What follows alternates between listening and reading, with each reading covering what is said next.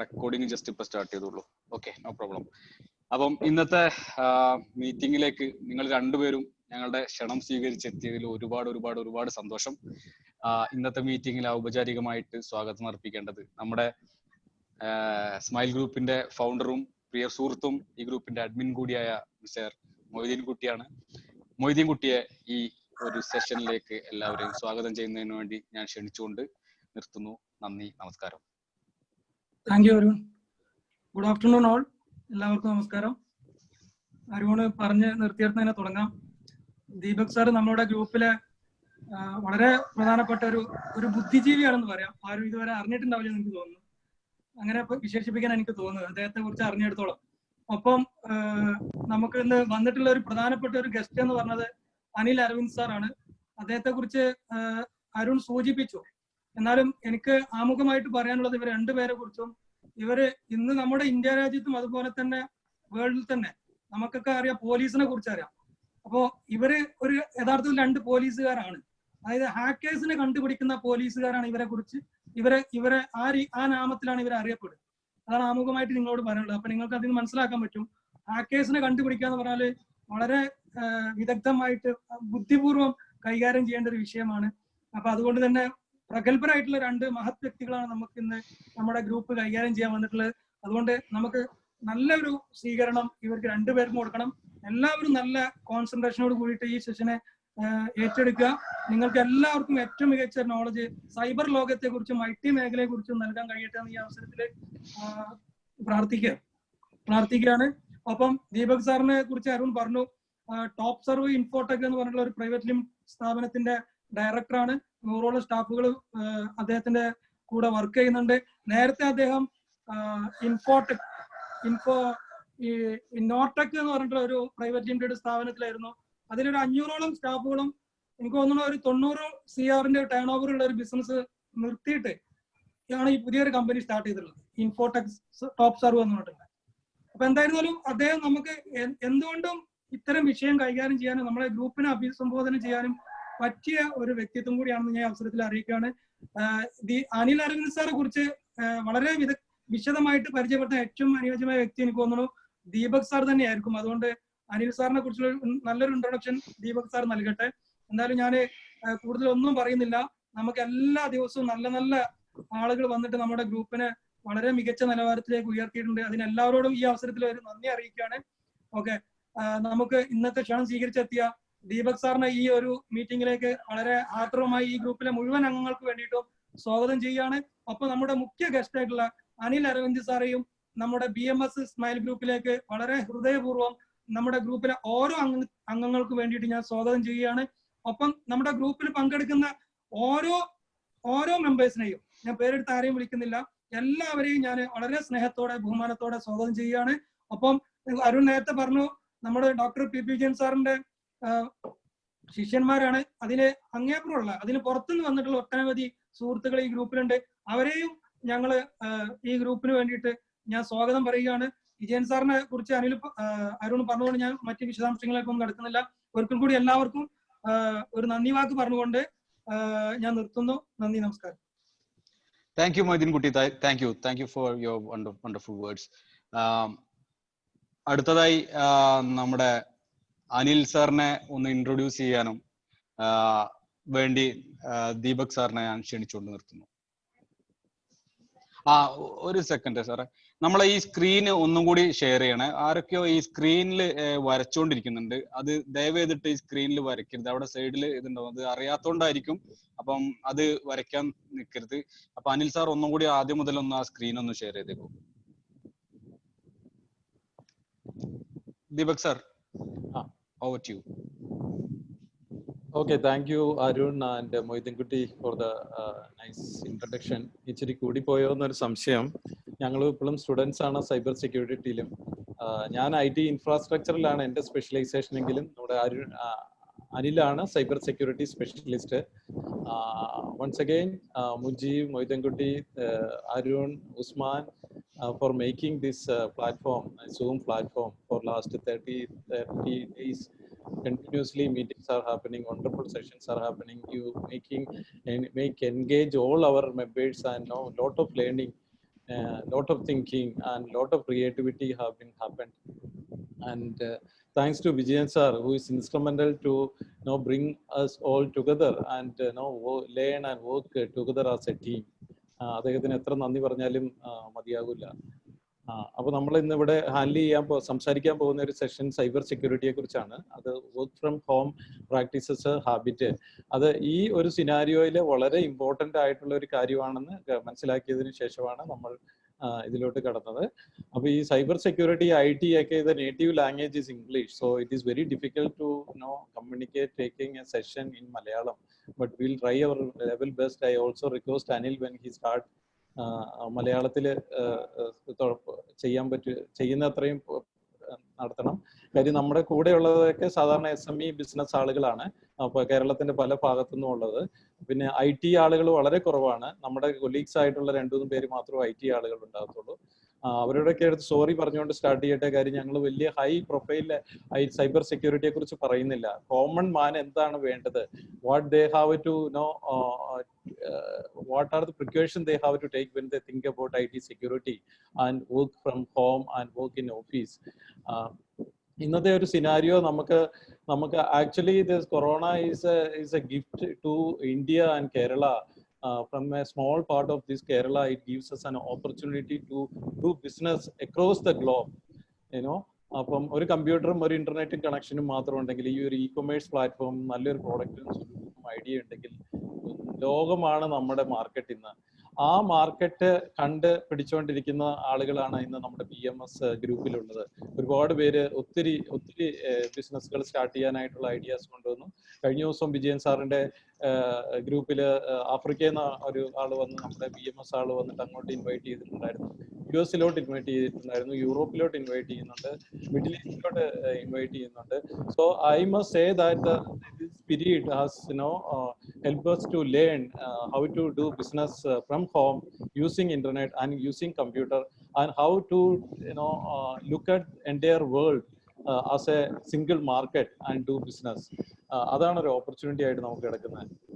അപ്പം ഇത് സൈബർ സെക്യൂരിറ്റിയെ കുറിച്ച് നമ്മൾ വളരെ സിമ്പിൾ ലാംഗ്വേജിൽ പറഞ്ഞിട്ടുണ്ടെങ്കിൽ, നമ്മുടെ വൈറസ് ഇന്ന് നമ്മൾ എന്താ ചെയ്യുന്നത്, പുറത്തേക്ക് ഇറങ്ങിയിട്ട് കയറുമ്പം നമ്മൾ കൈ വാഷ് ചെയ്യും. ഓക്കെ, സിമിലർലി നമ്മൾ ചെയ്യേണ്ട ഒരു കാര്യമാണ്, ഇന്റർനെറ്റിൽ കയറുന്നതിന് മുമ്പ് we should ask this question our self, are we secured? Mobile phone വെച്ചിട്ടൊരു ഇന്റർനെറ്റ് ആക്സസ് അല്ലെ ഒരു ബാങ്കിങ് ട്രാൻസാക്ഷൻ, ഒരു പാസ്വേഡ് ചെയ്യുമ്പോഴത്തേക്കും this is a question, first question should come in our mind, that are we secured and how are we secured? The password we given in the internet is secured, and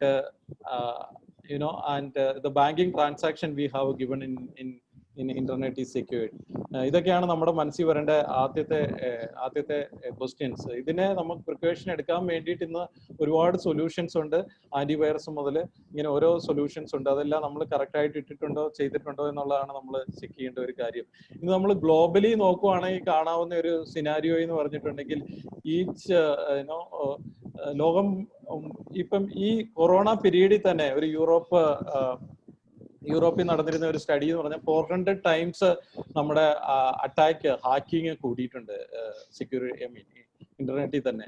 so every time venue ഒരു 4 തവണ നമ്മൾ ഇന്റർനെറ്റിൽ കയറുമ്പോൾ നമ്മളെ catch ചെയ്യാനായിട്ടുള്ള, നമുക്ക് ഒരു attack കിട്ടാനുള്ള ഒരു ചാൻസ് ഒരു തവണയെങ്കിലും നമുക്കൊരു ചാൻസ് ഉണ്ട്. ഒരു സിംഗിൾ ഡേ തന്നെ 3.8 million records are stolen across the globe. ഇത് നമ്മുടെ ബാങ്കിങ്, പിന്നെ everything is becoming digital now.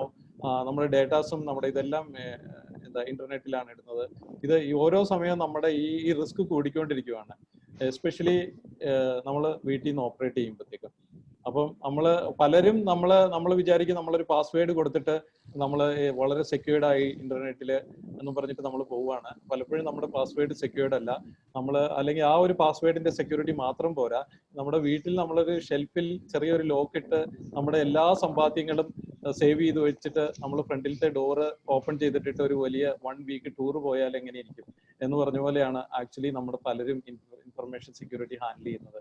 അത് പോരാത്തതിന് നമ്മൾ പലരും ഫേസ്ബുക്കിൽ ഒരു പിക്ചർ കൂടി ഇടും, I am flying from here to Dubai today. അപ്പൊ പിന്നെ കള്ളന്മാർക്ക് ഭയങ്കര എളുപ്പമായി വീട്ടിൽ വന്നത് എടുക്കാനായിട്ട്. ഇങ്ങനെയാണ് നമ്മുടെ സെക്യൂരിറ്റി പ്രാക്ടീസസ് ഒക്കെ. അപ്പം we are trying to very humbly with some information, very basic information, we are trying to teach you and share you know what are the precautions you have to take. എന്തൊക്കെയാണ് അതിൻ്റെ അകത്ത് വരുന്ന normal attacks ഇതൊക്കെയാണ് പറയാൻ പോകുന്നത്. അപ്പം നിങ്ങൾ maximum നിങ്ങൾ ക്വസ്റ്റ്യൻസ് ചോദിക്കുക, ക്വസ്റ്റ്യൻസ് അതിലിടുക. ഞാൻ എന്നെ ഇൻട്രൊഡ്യൂസ് ചെയ്തു. എൻ്റെ വേറെ ഞങ്ങൾ സൈബർ സെക്യൂരിറ്റി പ്രാക്ടീസസ് ഒക്കെ ചെയ്യുന്ന ഒരു കമ്പനിയുണ്ട്, ഭാവി ഡിജിറ്റൽ. അതിൻ്റെ ഡയറക്ടറുടെ ആയിട്ടുള്ള അനിലാണ് ഇന്ന് പ്രസന്റ് ചെയ്യാൻ പോകുന്നത്. Let me welcome to Anil to handle the session. And let me just introduce him. Actually, he is one of the most qualified cyber security specialists here. He has been working in abroad, global environment. He is a CISSP, that is Certified Information System Security Professional. He is also OSCP, that is Offensive Security Certified Professional. CCSP, that is Certified Cloud Security Professional. ESSA, EC Council Certified Security Analyst for Ethical Hacking. അപ്പം ആളൊരു പല ഓർഗനൈസേഷനിലും qualified ആയിട്ടുള്ള auditing നടത്തി അവരെ secured ആക്കിയിട്ട് ഒരു certificate കൊടുക്കുന്ന ആ ഒരു ആക്ടിവിറ്റിയാണ് മെയിൻലി ചെയ്യുന്നത്. That is called IT security activity. He is also a director, consultant and representation for India for an organization called Crow. Crow is the 8th largest global accounting network and companies in the world. Like KPMG ആണ് standing ആ നിലയിൽ എടുക്കുകയാണെങ്കിൽ അങ്ങനത്തെ 8th largest കമ്പനിയാണ്. അതിൻ്റെ director and consultant ആണ് Anil. He has more than 20 years of experience in this field, starting from IT infrastructure. So that is it. See, I request Anil once again, വളരെ മലയാളത്തിൽ എടുക്കാൻ ശ്രമിക്കുക. എല്ലാവർക്കും മനസ്സിലാകുന്ന രീതിയിൽ നമുക്ക് ഈ ക്ലാസ് മുമ്പോട്ട് കൊണ്ടുപോകാം. ഇടയ്ക്ക് ആർക്ക് വേണേലും ചാറ്റ് ചെയ്യാം, ചോദിക്കാം. പിന്നെ നിങ്ങളുടെ ക്വസ്റ്റ്യനുമായിട്ട് റെഡി ആയിട്ട് നിന്നോളൂ. Okay. അപ്പോൾ thank you once again, BMS Smile Group, and over to Anil. Okay, welcome Anil sir. ഞാൻ അൺമ്യൂട്ട് ചെയ്യാം ഒന്നുകൂടി.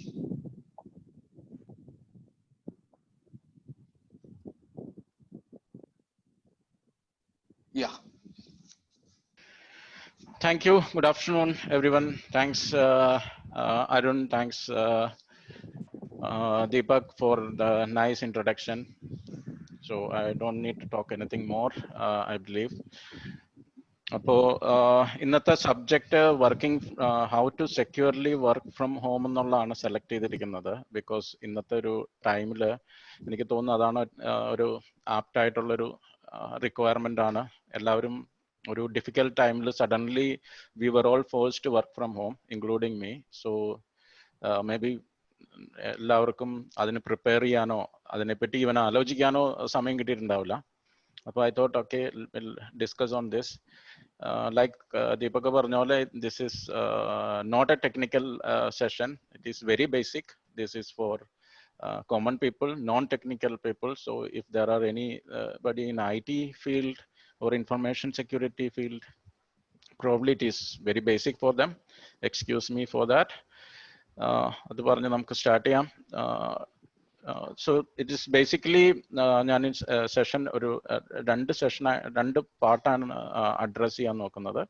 ഒന്ന് ആസ് ബിസിനസ്സസ്, അത് വിൽ സ്റ്റാർട്ട് വിത്ത് ദാറ്റ്. ബിസിനസ്സുകൾ ഈ ഒരു Covid sudden work from home വന്നപ്പോൾ ഉണ്ടായ ചലഞ്ചസ്, ഫേസ് ചെയ്യുന്ന ചലഞ്ചസ് എന്തൊക്കെയാണെന്നുള്ളത് അത് ജസ്റ്റ് ഒരു കോമൺ, നമ്മൾക്ക് പല കസ്റ്റമേഴ്സുമായിട്ട് ഇന്ററാക്ട് ചെയ്തപ്പോൾ കിട്ടിയ ഫീഡ്ബാക്സ് ഒന്ന് ഷെയർ ചെയ്യുന്നു.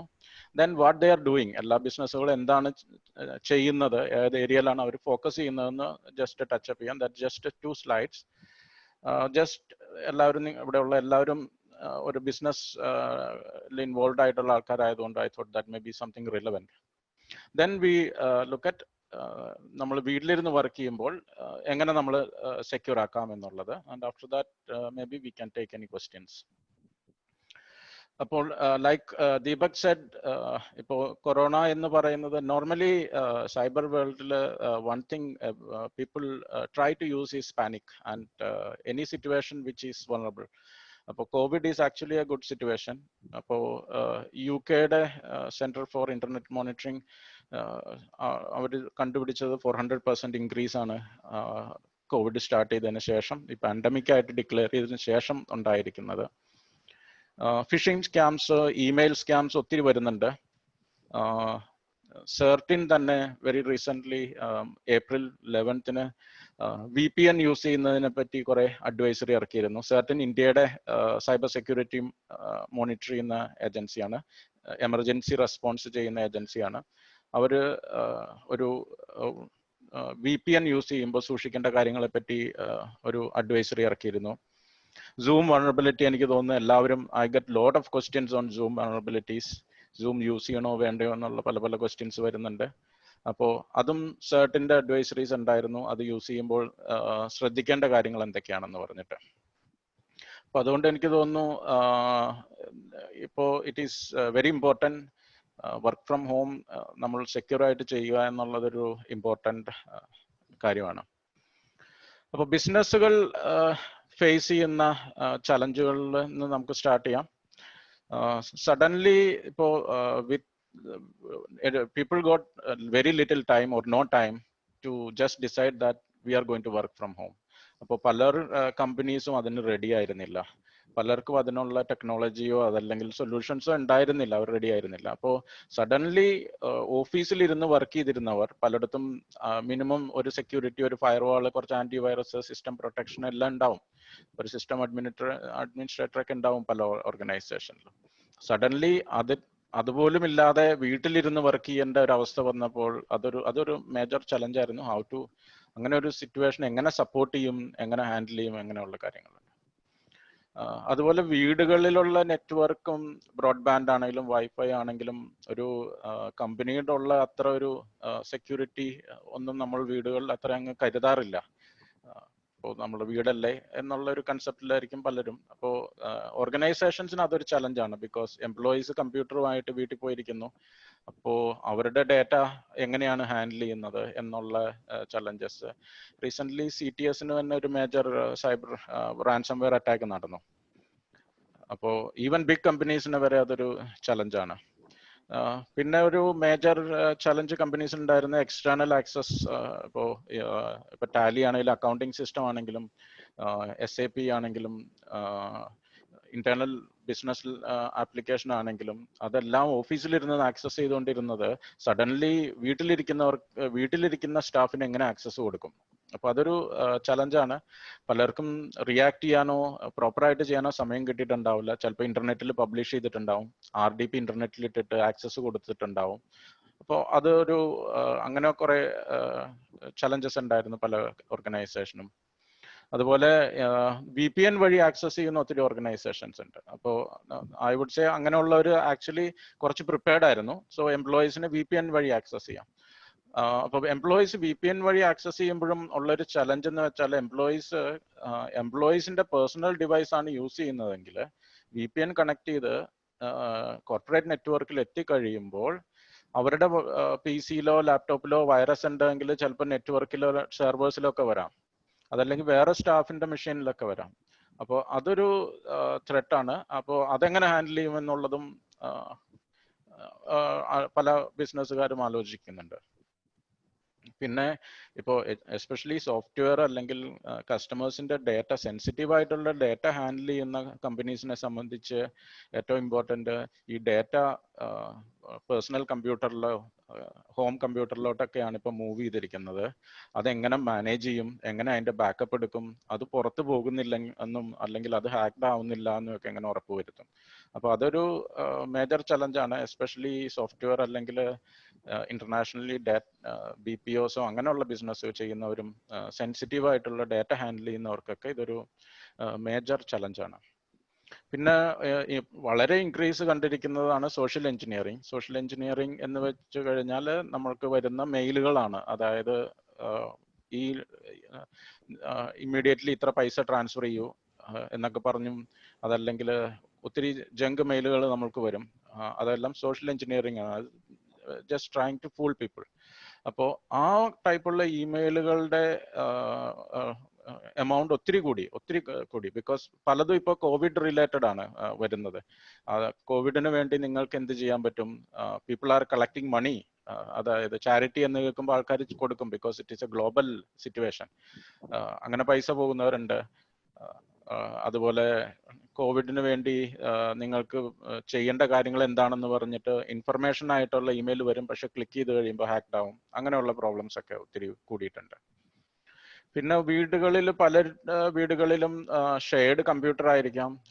പല ഓർഗനൈസേഷനും ചിലപ്പോൾ ലാപ്ടോപ്സ് ഉണ്ടാവില്ലായിരിക്കാം. അപ്പോൾ ഒരു ലാപ്ടോപ്പ് എംപ്ലോയിക്ക് കൊടുത്തുവിടാനുള്ളതോ വാങ്ങിക്കാനുള്ള ആയിട്ടുള്ള സിറ്റുവേഷൻസ് ഒന്നും ഉണ്ടായിരുന്നിട്ടില്ല ഇത് സ്റ്റാർട്ട് ചെയ്തപ്പോൾ. അപ്പോൾ ഷെയർഡ് കമ്പ്യൂട്ടർ യൂസ് ചെയ്ത് വർക്ക് ചെയ്യുന്നവരുടെ സിറ്റുവേഷനിലും കമ്പനീസിനെ സംബന്ധിച്ച് ഒത്തിരി റിസ്ക് ഉണ്ട്. ഡാറ്റ അവിടെ ഷെയർഡ് കമ്പ്യൂട്ടറിലാണ്. ഫാമിലി മെമ്പേഴ്സ് അത് ആക്സസ് ചെയ്യുന്നുണ്ട്. ചിലപ്പോൾ ആക്സിഡന്റലി ഡിലീറ്റഡ് ആവാം, അതല്ലെങ്കിൽ കുട്ടികൾ അതുമായിട്ട് എന്തെങ്കിലും ഇന്റർഫിയറൻസ് വരാം, അങ്ങനെയുള്ള കാര്യങ്ങൾ.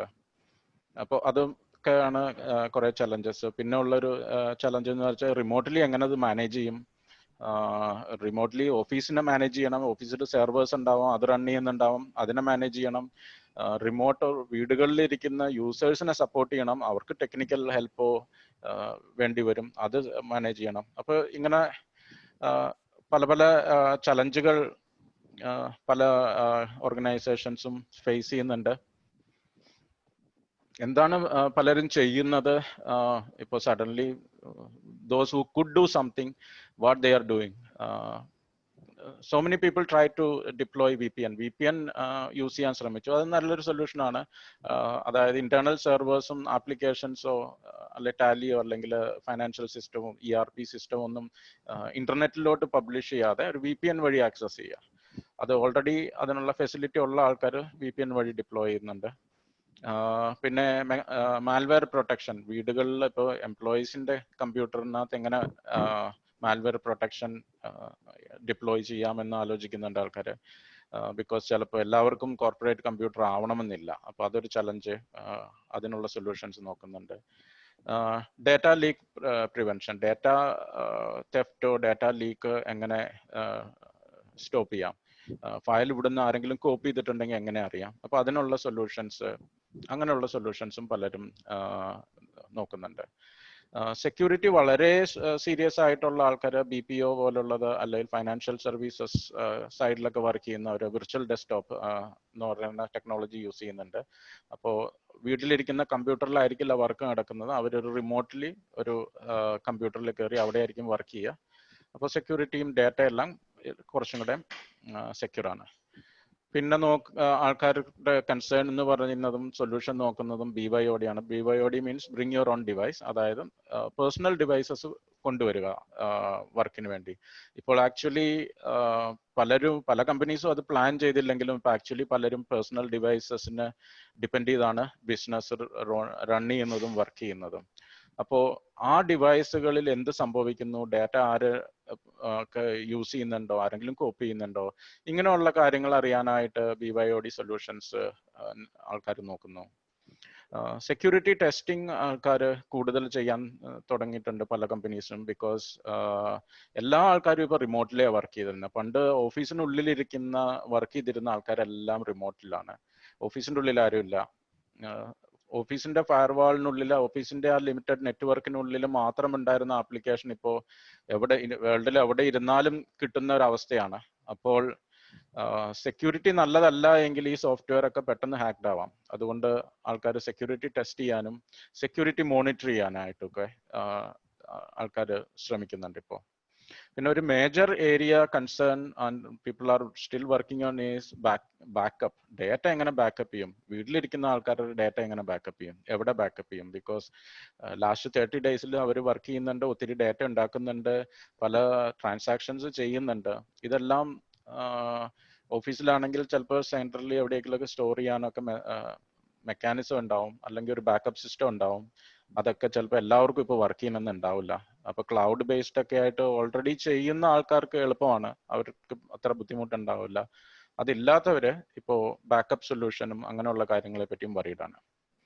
പിന്നെ ഏറ്റവും ഇമ്പോർട്ടൻറ്റ് പ്രോബ്ലി ദ പ്രൈമറി ഏറ്റവും ഇമ്പോർട്ടൻറ്റ് കാര്യമാണ് multi factor authentication. Multi factor authentication എന്ന് വെച്ച് കഴിഞ്ഞാൽ യൂസർ നെയിമും പാസ്വേഡും അല്ലാതെ വേറൊരു സെക്യൂരിറ്റി. നമ്മളുടെ ബാങ്കിൽ ലോഗിൻ ചെയ്യുമ്പോൾ, ബാങ്ക് അക്കൗണ്ടിൽ നമ്മൾ ലോഗിൻ ചെയ്യുമ്പോൾ ഒരു SMS ഒരു പിന്നോ ചോദിക്കുന്നത് പോലെ വേറൊരു ഫാക്ടർ, അതൊരു വളരെ ഇമ്പോർട്ടൻ്റ് ആണ്. ഇപ്പൊ സെർട്ടിന്റെ എല്ലാം അവരുടെ റെക്കമെൻഡേഷനിലെല്ലാം പറയുന്നുണ്ട് അത് യൂസ് ചെയ്യണമെന്ന്. എന്താണെന്ന് വെച്ചാൽ ഒത്തിരി VPN അക്കൗണ്ടുകൾ, യൂസർ നെയിം പാസ്വേഡുകളൊക്കെ ഹാക്ഡ് ആവുന്നുണ്ട്. ഒത്തിരി ആൾക്കാരുടെ സിസ്റ്റം പാസ്വേഡുകൾ, വിൻഡോസിന്റെ സിസ്റ്റം പാസ്വേഡുകളൊക്കെ ഹാക്ഡ് ആവുന്നുണ്ട്. ബിക്കോസ് അതിനെല്ലാം ഒരു പ്രൊട്ടക്ഷൻ, ഒരു ബെറ്റർ പ്രൊട്ടക്ഷൻ എന്ന് പറയുന്നത് ഒരു മൾട്ടി ഫാക്ടർ ഒതന്റിക്കേഷൻ ആണ്. അപ്പൊ അതിനുവേണ്ടി അതും പല ഓർഗനൈസേഷൻസും ഇപ്പോൾ അത് റോൾ ഔട്ട് ചെയ്യാൻ നോക്കുന്നു. അപ്പൊ ഇതൊക്കെയാണ് പോപ്പുലർ ആയിട്ട് ഇൻഡസ്ട്രിയിൽ പല കസ്റ്റമേഴ്സും നോക്കുന്ന സൊല്യൂഷൻസ്. ഇനിയിപ്പോ will move to the how we can secure our home. ഇതിനകത്തോട്ട് പോവാം. അപ്പോ ഇപ്പൊ സഡൻലി ഒരു സൈബർ വേൾഡിൽ നടന്ന ഒരു മേജർ ഫോക്കസ് ചേഞ്ച് എന്ന് പറയുന്നത്, നേരത്തെ കുറെ സൈബർ ക്രിമിനൽസ് എല്ലാം ഓർഗനൈസേഷൻസിനെയാണ് ടാർഗറ്റ് ചെയ്തുകൊണ്ടിരുന്നത്. അപ്പോൾ ഓർഗനൈസേഷനെ ടാർഗറ്റ് ചെയ്യുമ്പോൾ ഓർഗനൈസേഷന്റെ നെറ്റ്വർക്കും അവരുടെ സിസ്റ്റമാണ് ടാർഗറ്റ് ചെയ്തുകൊണ്ടിരുന്നത്. അപ്പോൾ ആ ഹാക്കേഴ്സിനൊക്കെ സഡൻലി മനസ്സിലായി, ഇനിയിപ്പോൾ എനിക്ക് ആ ഓർഗനൈസേഷനെ ആക്ച്വലി ട്രാക്ക് ചെയ്യുക അല്ലെങ്കിൽ ഹാക്ക് ചെയ്ത് കയറാൻ ശ്രമിക്കുന്നതിനേക്കാളും എളുപ്പം ആ ഓർഗനൈസേഷനിലുള്ള മെജോറിറ്റി ഓഫ് ഡേറ്റയും മെജോറിറ്റി ഓഫ് യൂസേഴ്സും അവരുടെ വീട്ടിലുണ്ട്. അപ്പൊ ആ വീട്ടിൽ കയറുവാണെങ്കിൽ അതാണ് ഏറ്റവും എളുപ്പം. ബിക്കോസ് അത് പലപ്പോഴും ലെസ് സെക്യൂർ ആയിരിക്കും. അപ്പൊ ഒരു മേജർ കോവിഡ്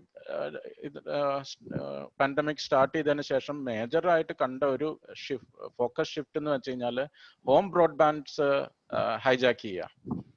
എളുപ്പമാണ്. എന്താന്ന് വെച്ച് കഴിഞ്ഞാൽ ISP അല്ലെങ്കിൽ പ്രൊവൈഡർ കൊണ്ട് ഇൻസ്റ്റാൾ ചെയ്ത് വരയ്ക്കും ഒരു ബോക്സ്. പലരെ സംബന്ധിച്ച് ഒരു വെള്ള ബോക്സോ കറുത്ത ബോക്സോ ഒക്കെ ആയിരിക്കും. നമ്മൾ അതിനെപ്പറ്റി അധികം ബോദർ ചെയ്യുന്നില്ല, നമ്മുടെ ഡിവൈസ് അല്ല, ISP കൊണ്ടേ വെച്ചിട്ട് പോകുന്നു. അപ്പോ നമ്മളെ സംബന്ധിച്ച് അതൊരു മേജർ കൺസേൺ ആയിരുന്നില്ല. പക്ഷെ അതിന്റെ ഒരു പ്രോബ്ലം എന്താന്ന് വെച്ച് കഴിഞ്ഞാൽ അതാണ് ഒരു മെയിൻ നമ്മളുടെ വീട്ടിലെ നെറ്റ്വർക്കിലോട്ട് കണക്ട് ചെയ്യുന്നത്. അത് പലപ്പോഴും ഒരു ഡിഫോൾട്ട് യൂസർ നെയിം പാസ്വേഡിലായിരിക്കും കോൺഫിഗർ ചെയ്യുക. ISP കോൺഫിഗർ ചെയ്യുന്നവർ അങ്ങനെയായിരിക്കും ചെയ്യുക. അതിന്റെ പാസ്വേഡ് മിക്കവാറും ഡിവൈസിൽ തന്നെ എഴുതിയിട്ടുണ്ടാവാം. അതല്ലെങ്കിൽ അതിന്റെ മാനുവൽ എടുത്താൽ കിട്ടും. അതല്ലെങ്കിൽ ഒന്ന് ഇന്റർനെറ്റിൽ സെർച്ച് ചെയ്താലും അതിന്റെ ഡിഫോൾട്ട് യൂസർ നെയിം പാസ്വേഡും കിട്ടും.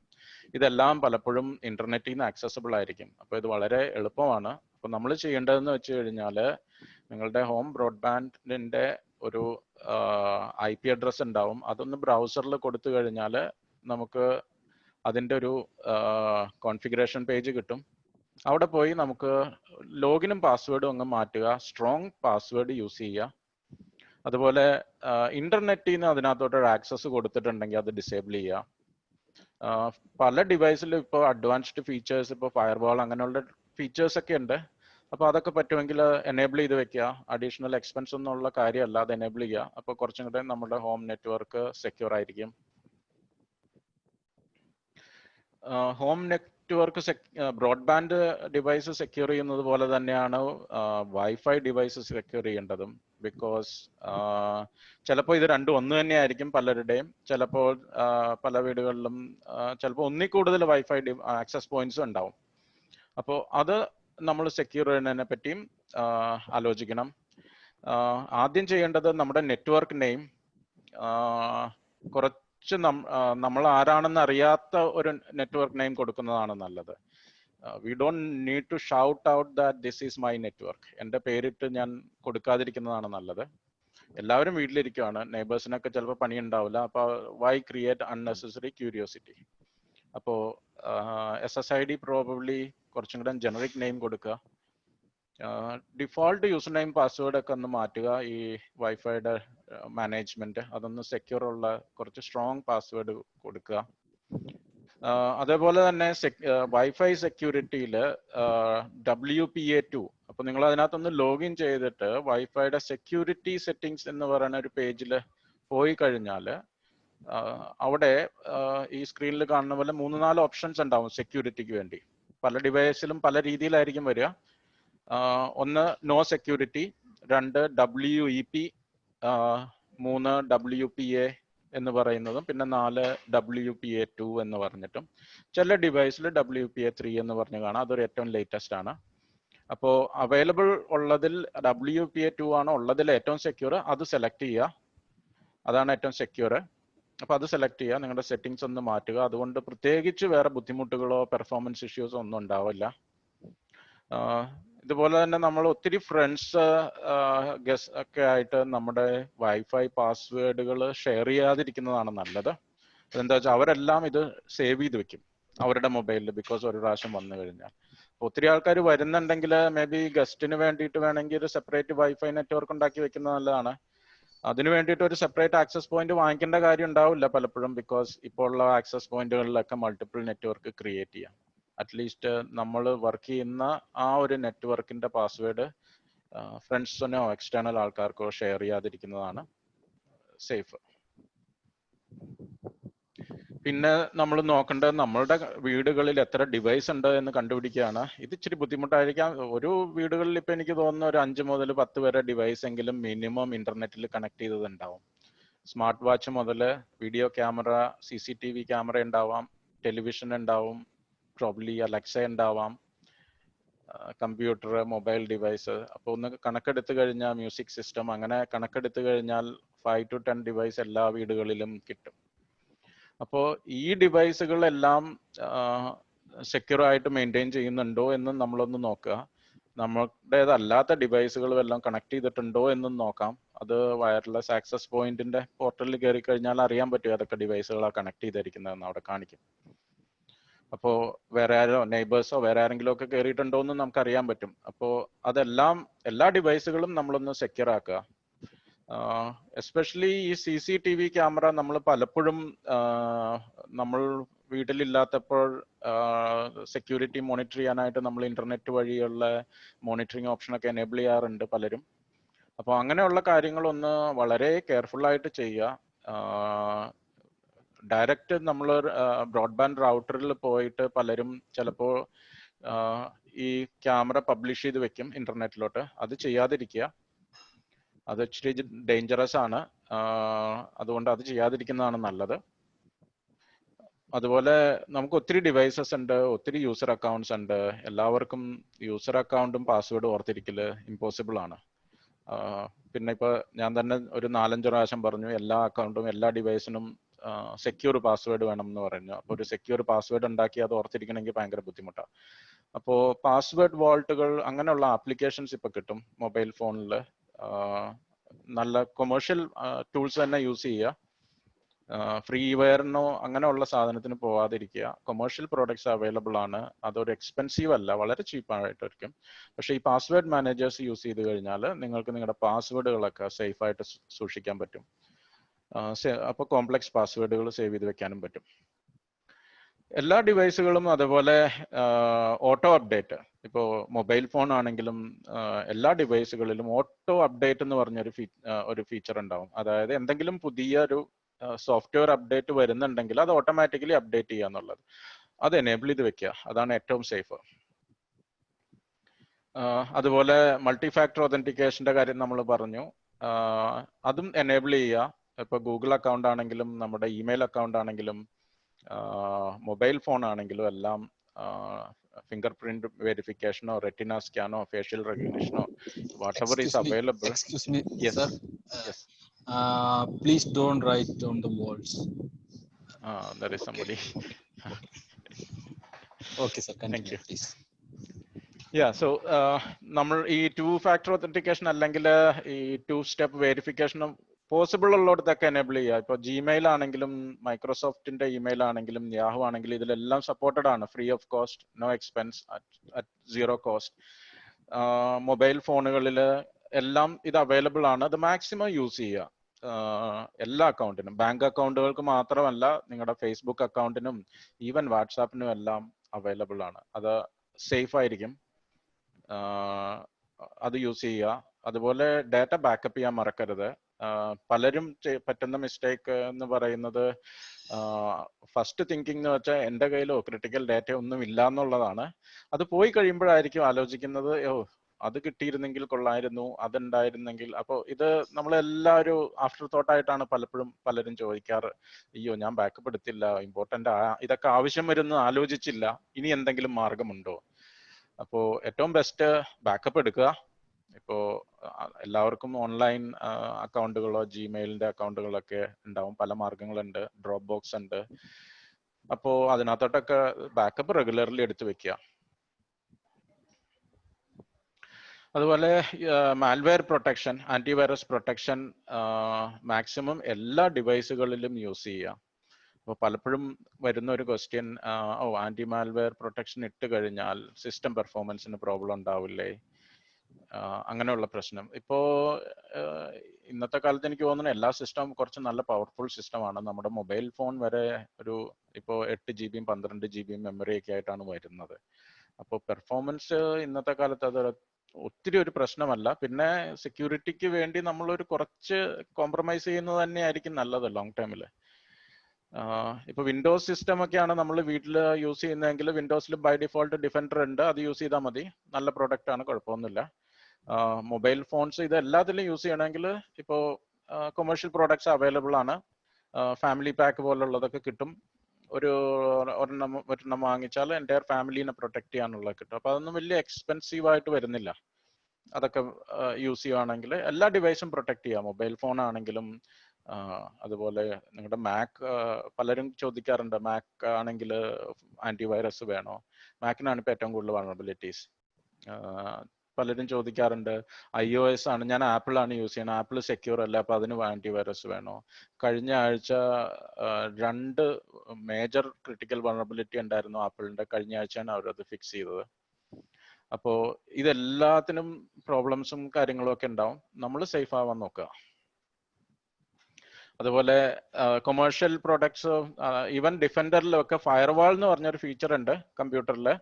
അതൊന്ന് എനേബിൾ ചെയ്യുക. പലരും എനേബിൾ ചെയ്യാറില്ല, ബിക്കോസ് ഇത് ഇടയ്ക്ക് വന്ന് അതും ഇതൊക്കെ ചോദിക്കും, വെറുതെ ബുദ്ധിമുട്ടാണ് എന്ന് വിചാരിച്ച് ഓഫ് ചെയ്ത് വെക്കും. അത് എനേബിൾ ചെയ്ത് വെക്കുക, നല്ലതാണ്. എന്താണെന്ന് വെച്ചാൽ ബ്രോഡ്ബാൻഡിന്റെ പ്രൊട്ടക്ഷനും, അതുപോലെ നമ്മൾ ഇപ്പോൾ 4G ഡോങ്കിൾ യൂസ് ചെയ്യുന്നവരുണ്ടാവും, മൊബൈലിൽ നിന്ന് ടിതർ ചെയ്ത് ഇന്റർനെറ്റ് യൂസ് ചെയ്യുന്നവരുണ്ടാവും. അപ്പോൾ എല്ലാം ഇന്റർനെറ്റിൽ നിന്ന് ഒരു പ്രൊട്ടക്ഷന് വേണ്ടി കമ്പ്യൂട്ടറിലുള്ള ഫയർവാൾസ് എനേബിൾ ചെയ്ത് വെക്കുക. പല ഫയർവാളിലും അഡ്വാൻസ്ഡ് പ്രൊട്ടക്ഷൻ ഉണ്ട്. ഈ കോർപ്പറേറ്റിൽ യൂസ് ചെയ്യുന്ന ഫയർവാളിന്റെ പോലത്തെ തന്നെ ഇക്വലന്റ് പ്രൊട്ടക്ഷൻ ഉണ്ട്. വെബിന്റെ പ്രൊട്ടക്ഷനും പ്രൈവസി ഫിൽറ്റേഴ്സും വെബ്സൈറ്റ് ഫിൽറ്റർ ചെയ്യാനുള്ളതും. ഇപ്പോൾ പ്രൈവസി ഫിൽറ്റേഴ്സും ഇമ്പോർട്ടൻ്റ് ആണ്. ഇപ്പോൾ കുട്ടികളുള്ള വീടുകളിലൊക്കെ പ്രൈവസി ഫിൽറ്റേഴ്സ് ഒക്കെ ഒന്ന് പേരൻസ് എന്നുള്ള രീതിയിൽ നമ്മൾ യൂസ് ചെയ്ത് നോക്കുവാണെങ്കിൽ നല്ലതാണ്. They get lot of exposure ഇന്റർനെറ്റിൽ. അതുപോലെ ആന്റി മാൽവെയറിനകത്ത് റിയൽ ടൈം പ്രൊട്ടക്ഷൻ, അതായത് ഫുൾ ടൈം പ്രൊട്ടക്ഷൻ എനേബിൾ ചെയ്ത് വെക്കുക. ഓട്ടോ അപ്ഡേറ്റും എനേബിൾ ചെയ്ത് വെക്കുക. നമ്മൾ ആഴ്ചയിലൊന്ന് അപ്ഡേറ്റ് ചെയ്യുക, അല്ലെങ്കിൽ ആഴ്ചയിലൊന്ന് സ്കാൻ ചെയ്യുക, അങ്ങനെയുള്ള കാര്യങ്ങൾ ചെയ്യാതെ let it be running 24/7. Let it update whenever there is an update for the product.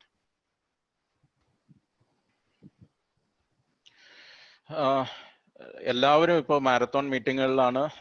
Zoom, Webex, Skype, WhatsApp, Telegraph, എനിക്ക് തോന്നുന്നു ടീംസ്, എല്ലാം people are getting one good thing is that people are using technology. So people are using meeting tools, collaboration tools. അപ്പോൾ അത് use ചെയ്യുമ്പോൾ we need to be careful with couple of things. ഒന്ന്, പല meeting ടൂളുകളും including zoom എല്ലാം അതൊരു remote administration ടൂളും കൂടിയാണ്. Remote administration tool എന്ന് വെച്ച് കഴിഞ്ഞാൽ എൻ്റെ മെഷീനെ റിമോട്ട്ലി അതിനകത്ത് പാർട്ടിസിപ്പേറ്റ് ചെയ്യുന്ന ആൾക്ക് എൻ്റെ മെഷീനെ ആക്സസ് ചെയ്ത് എന്തെങ്കിലുമൊക്കെ ചെയ്യാൻ പറ്റും, എന്നെ ഹെൽപ്പ് ചെയ്യാൻ പറ്റും. ഇത് സപ്പോർട്ടിന് IT യൂസ് ചെയ്യുന്നതാണ്. അപ്പോൾ എല്ലാ മീറ്റിംഗ് ടൂൾസും റിമോട്ട് അഡ്മിനിസ്ട്രേഷനും റിമോട്ട് സപ്പോർട്ടിനും യൂസ് ചെയ്യാൻ പറ്റും. അപ്പോൾ അതിനകത്ത് അതിനുള്ള ഫീച്ചേഴ്സ് ബിൽറ്റ് ഇൻ ആണ്. അപ്പോൾ നമ്മൾ കെയർഫുൾ ആയിരിക്കണം. ഒരാൾ ഒരു മീറ്റിങ്ങിന് ഇൻവൈറ്റ് ചെയ്യുമ്പോൾ അയാൾക്ക് എന്തെല്ലാം പെർമിഷൻ നമ്മൾ കൊടുക്കുന്നുണ്ടെന്നുള്ളത്. ഇപ്പോൾ ഒരു ബിസിനസ് കമ്പനിയുടെ ഉള്ളിലുള്ള മീറ്റിങ്ങോ ബിസിനസ് റിലേറ്റഡ് മീറ്റിങ്ങോ ആണ് എങ്കിൽ നിങ്ങൾക്ക് കോർപ്പറേറ്റ് അക്കൗണ്ട് മീറ്റിംഗ് സോഫ്റ്റ്വെയറിനുണ്ടെങ്കിൽ അതുവഴി ലോഗിൻ ചെയ്യുക. ഫ്രീ അക്കൗണ്ടുകളോ അല്ലെ ഫ്രീ മീറ്റിംഗ് ടൂൾസോ മാക്സിമം ഒഴിവാക്കുക. എസ്പെഷ്യലി നിങ്ങൾക്ക് എന്തെങ്കിലും സെൻസിറ്റീവ് ആയിട്ടുള്ള കാര്യങ്ങൾ സംസാരിക്കാനുണ്ടെങ്കിൽ, ബിസിനസ് ക്രിട്ടിക്കൽ ആയിട്ടുള്ള കാര്യങ്ങൾ ഉണ്ടെങ്കിൽ കോർപ്പറേറ്റ് ടൂൾസ് യൂസ് ചെയ്യുക, അതിന്റെ യൂസർ നെയിമും ലോഗിനും വെച്ച് ലോഗിൻ ചെയ്തിട്ട് തന്നെ കയറുക. Guest access by default allow ചെയ്യുന്നത് ഒഴിവാക്കുന്നതാണ് ഈ കോർപ്പറേറ്റ് മീറ്റിങ്ങിനും കമ്പനി റിലേറ്റഡോ ബിസിനസ് റിലേറ്റഡോ ആയിട്ടുള്ള മീറ്റിംഗ്സിന് നല്ലത്. ഇപ്പൊ സൂമിലാണെങ്കിലും ഒക്കെ നമുക്ക് പാസ്വേഡ് ഇല്ലാതെ തന്നെ ഒരു മീറ്റിംഗ് ലിങ്ക് ക്രിയേറ്റ് ചെയ്യാം. അത് അയച്ചു കൊടുത്താൽ അത് ആ ലിങ്ക് ഉള്ള ആർക്ക് വേണമെങ്കിൽ ആ മീറ്റിംഗ് അറ്റൻഡ് ചെയ്യാം. അപ്പോ ഒരു 10-20 പേരുള്ള ഒരു മീറ്റിംഗിൽ ആരൊക്കെ എപ്പോഴൊക്കെ ലോഗിൻ ചെയ്യുന്നുണ്ട്, അതെല്ലാവരും ആ കമ്പനിയുടെ സ്റ്റാഫ് തന്നെയാണോ, ഇതൊന്നും അറിയാൻ മാർഗമില്ല. അപ്പോൾ അത് അറിയാൻ വേണ്ടിയിട്ടാണ് പറയുന്നത്. ഒന്ന്, പാസ്വേഡ് ഉള്ള മീറ്റിങ്ങുകൾ ക്രിയേറ്റ് ചെയ്യുക. 2, കോർപ്പറേറ്റ് അക്കൗണ്ട് വെച്ച് ലോഗിൻ ചെയ്തിട്ടുള്ളവരെ മാത്രം അലോ ചെയ്യാം, ഗസ്റ്റിനെ അലോ ചെയ്യാതിരിക്കുക. ആക്ച്വലി സൂമിന്റെ വൾനറബിലിറ്റീസിൽ ഒരു റെക്കമെൻഡേഷൻ സെർട്ടിന്റെ അതാണ് സെക്യൂർ ആയിട്ട് യൂസ് ചെയ്യുക എന്നുള്ളതാണ് അവർ പറഞ്ഞിരിക്കുന്നത്. അതുപോലെ പലപ്പോഴും ഗസ്റ്റ് ഉണ്ടെങ്കിൽ ലോബി ഫംഗ്ഷൻ ഉണ്ട് പല മീറ്റിങ്ങിനും. അതായത് ഗസ്റ്റിന് ഡയറക്റ്റ് മീറ്റിങ്ങിലോട്ട് എൻ്റർ ചെയ്യാൻ പറ്റില്ല, ഹോസ്റ്റ് അലോ ചെയ്താൽ മാത്രമേ പറ്റുള്ളൂ. അപ്പൊ അവര് അതുവരെ ആ ലോബിയിൽ വെയിറ്റ് ചെയ്യും. അങ്ങനെയുള്ള ഫീച്ചേഴ്സ് യൂസ് ചെയ്യുക. അപ്പൊ നിങ്ങൾക്ക് അറിയാൻ പറ്റും ആരാണെന്ന്. You have to know who is attending your critical ആയിട്ടുള്ള മീറ്റിംഗ്. ഇപ്പൊ ഇതേപോലെയുള്ള പബ്ലിക് മീറ്റിങ്ങുകൾ we don't need to worry much. വേറൊന്ന്, ക്യാമറ മൈക്ക് സെറ്റിംഗ്സ്. പല ടൂളുകളും ബൈ ഡിഫോൾട്ട് ക്യാമറ എനേബിൾ ചെയ്ത് വെക്കും. പലർക്കും അറിയില്ല ക്യാമറയുടെ അവിടെ ഒരു ചെറിയ LED ഉണ്ടാവും. പക്ഷേ പല യൂസേഴ്സും ഞാൻ കണ്ടിട്ടുള്ള, ഞാൻ തന്നെ പല മീറ്റിങ്ങുകളിലും കയറുമ്പം മീറ്റിങ്ങിലുള്ളവർക്ക് ചിലപ്പോൾ അറിയുന്നുണ്ടാവില്ല അവരുടെ ക്യാമറ ഓൺ ആണെന്ന്. അപ്പൊ അതൊരു എംബാരസ്മെന്റ് ഉണ്ടാക്കാവുന്ന സിറ്റുവേഷൻ ആണ്. അപ്പൊ അതൊന്ന് ബി കെയർഫുൾ. ബൈ ഡിഫോൾട്ട് എല്ലാ ടൂളുകളും, പല ടൂളുകളും അറ്റ്ലീസ്റ്റ് ക്യാമറ ഓൺ ചെയ്ത് വെക്കും. So we need to be just be careful. പിന്നെ ഒരു ഇമ്പോർട്ടൻറ്റ് കാര്യം ഉള്ളത്, ഇപ്പോ നമ്മൾക്ക് ഇമെയിൽ വഴി സ്പാം മെയിൽസും ഫിഷിംഗ് ഇമെയിൽസും എല്ലാം ഒത്തിരി വരുന്നുണ്ട്. അതെല്ലാം പ്രോബ്ലി നമുക്ക് ഓൾറെഡി അറിയാം. ഒരു ഇമെയിൽ വന്നാൽ അതിനകത്ത് ക്ലിക്ക് ചെയ്താൽ ചിലപ്പോൾ പണി പാളുമെന്ന് നമുക്ക് എല്ലാവർക്കും അറിയാം. പക്ഷെ അതേപോലെ തന്നെയാണ് ഇപ്പോ ചാറ്റും. ഇപ്പൊ മീറ്റിംഗ്, ഇത് സൂമിന്റെ ഒരു വൾനറബിലിറ്റി അതാണ്. അതായത് മീറ്റിങ്ങിലുള്ള ഒരാള് ഒരു ഹൈപ്പർ ലിങ്ക്, വൾനറബിൾ ആയിട്ടുള്ള അല്ലെങ്കിൽ ഒരു വൈറസ് ഉള്ള ഒരു URL ഹൈപ്പർ ലിങ്കോ അതിനകത്ത് കൊണ്ടേ കോപ്പി ചെയ്തിട്ട് കഴിഞ്ഞാൽ അത് വേറെ ആരെങ്കിലും ക്ലിക്ക് ചെയ്ത് കഴിഞ്ഞാൽ അവരുടെ മെഷീൻ ഹാക്ക് ആവാൻ സാധ്യതയുണ്ട്. അതുകൊണ്ടാണ് ഈ സൂം യൂസ് ചെയ്യരുതെന്നൊക്കെ പല കമ്പനീസും യൂസ് ചെയ്യുന്നതിനൊക്കെ ഡിസ്കറേജ് ചെയ്തത്. ബേസിക്കലി നമ്മളൊന്ന് കെയർഫുൾ ആയാൽ മതി. ഒന്ന്, ആരെങ്കിലും എന്തെങ്കിലും ചാറ്റിൽ ഇടുവാണ്, ഷെയർ ചെയ്യുവാണെങ്കിൽ, URLs ഒക്കെ ആണെങ്കിൽ വെറുതെ പോയി ക്ലിക്ക് ചെയ്തത് ചെക്ക് ചെയ്യുക അവരുമായിട്ട്, നിങ്ങൾ ഇത് ചെയ്തതാണോ. ചിലപ്പോൾ അവരുടെ മെഷീൻ ഓൾറെഡി ഹാക്ഡ് ആയിട്ടോ ഇൻഫെക്റ്റഡ് വൈറസ് ഒക്കെ ഉണ്ടാവും. ആ വൈറസ് ആയിരിക്കും ചിലപ്പോൾ ഇതൊക്കെ പോസ്റ്റ് ചെയ്യണം. ആ യൂസർ അറിയുന്നുണ്ടാവുന്നില്ല. അപ്പൊ ഈവൻ ഇഫ് ആളെ നമ്മൾ പേഴ്സണലി അറിയുന്നതാണെങ്കിൽ കൂടി അവരോട് ചെക്ക് ചെയ്യാം. സഡൻലി ഒരു URL എന്തെങ്കിലും ഒരു ലിങ്കോ അവർ ഇട്ട് കഴിഞ്ഞാൽ ഇത് നിങ്ങൾ ഇട്ടതാണോ, എന്താണ് ഇതെന്നൊന്ന് ചോദിച്ചിട്ട് ക്ലിക്ക് ചെയ്യുക. അപ്പൊ അറിയാലോ അവർ ഇട്ടതാണോ അതോ അറിയാതെ വന്നതാണോ. അപ്പൊ അങ്ങനെയുള്ള പ്രിക്കോഷൻസ് എടുക്കുക. മീറ്റിങ്ങുകളിലൂടെ ഇതുപോലെ ഒത്തിരി ഇപ്പോ അറ്റാക്സും ഹൈജാക്കും നടക്കുന്നുണ്ട്. അതുപോലെ ഈ മീറ്റിംഗ് ആപ്ലിക്കേഷൻ ഞാൻ പറഞ്ഞതുപോലെ അത് റിമോട്ട് അഡ്മിനിസ്ട്രേഷനും യൂസ് ചെയ്യുന്ന ആപ്ലിക്കേഷൻ ആണ്. പല ആപ്ലിക്കേഷനും നമ്മൾ ഫസ്റ്റ് ടൈം ഇൻസ്റ്റാൾ ചെയ്ത് കഴിഞ്ഞാൽ ഈ കമ്പ്യൂട്ടറിന്റെ ഓട്ടോ സ്റ്റാർട്ടിൽ പോയി കിടക്കും. അതായത് നെക്സ്റ്റ് ടൈം കമ്പ്യൂട്ടർ ബൂട്ട് ചെയ്ത് വരുമ്പോൾ ഈ ആപ്ലിക്കേഷനും ഓട്ടോമാറ്റിക്കലി അങ്ങ് സ്റ്റാർട്ട് ആവും. അത് ശരിക്കും നമുക്ക് അതിന്റെ ആവശ്യമില്ല. അത് വെറുതെ ആ ആപ്ലിക്കേഷൻ നോർമലി അത് എല്ലാവരും അങ്ങനെയാണ് സെറ്റ് ചെയ്ത് വെക്കുക ബൈ ഡിഫോൾട്ട്. അത് നമുക്ക് പോയി ചേഞ്ച് ചെയ്യാൻ പറ്റും. ഒന്ന് ഗൂഗിളിൽ സെർച്ച് ചെയ്താൽ മതി, how to remove zoom from auto start എന്നൊന്ന് സെർച്ച് ചെയ്ത് കഴിഞ്ഞാൽ അതിന്റെ സ്റ്റെപ്പ് ബൈ സ്റ്റെപ്പ് കിട്ടും. നിങ്ങളുടെ ഓപ്പറേറ്റിംഗ് സിസ്റ്റം ഏതാണെന്നുള്ളത്. മാക് ആണെങ്കിൽ മാക്കിന് പറയാം, അതല്ലെങ്കിൽ വിൻഡോസ് ആണെങ്കിൽ വിൻഡോസിന്റെ വേർഷൻ അടിച്ചിട്ട് ഒന്ന് സെർച്ച് ചെയ്താൽ മതി.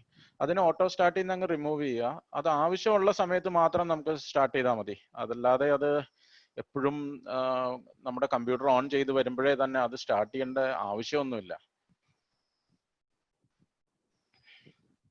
നെക്സ്റ്റ്, ഇതിപ്പോ എല്ലാവർക്കും എത്രമാത്രം ഫീസിബിൾ ആണെന്ന് അറിയില്ല. എന്നാലും വർക്ക് റിലേറ്റഡും പേഴ്സണൽ ആയിട്ടുള്ള കാര്യം ഒന്ന് സെപ്പറേറ്റ് ചെയ്യാൻ ശ്രമിക്കുക. എസ്പെഷ്യലി ഈ ലോക്ക്ഡൌൺ എന്നുവരെ പോകുന്നത് നമുക്കറിയില്ല. എക്സ്റ്റെൻഡ് ചെയ്യാനുള്ള ചാൻസുകൾ ഉണ്ട്.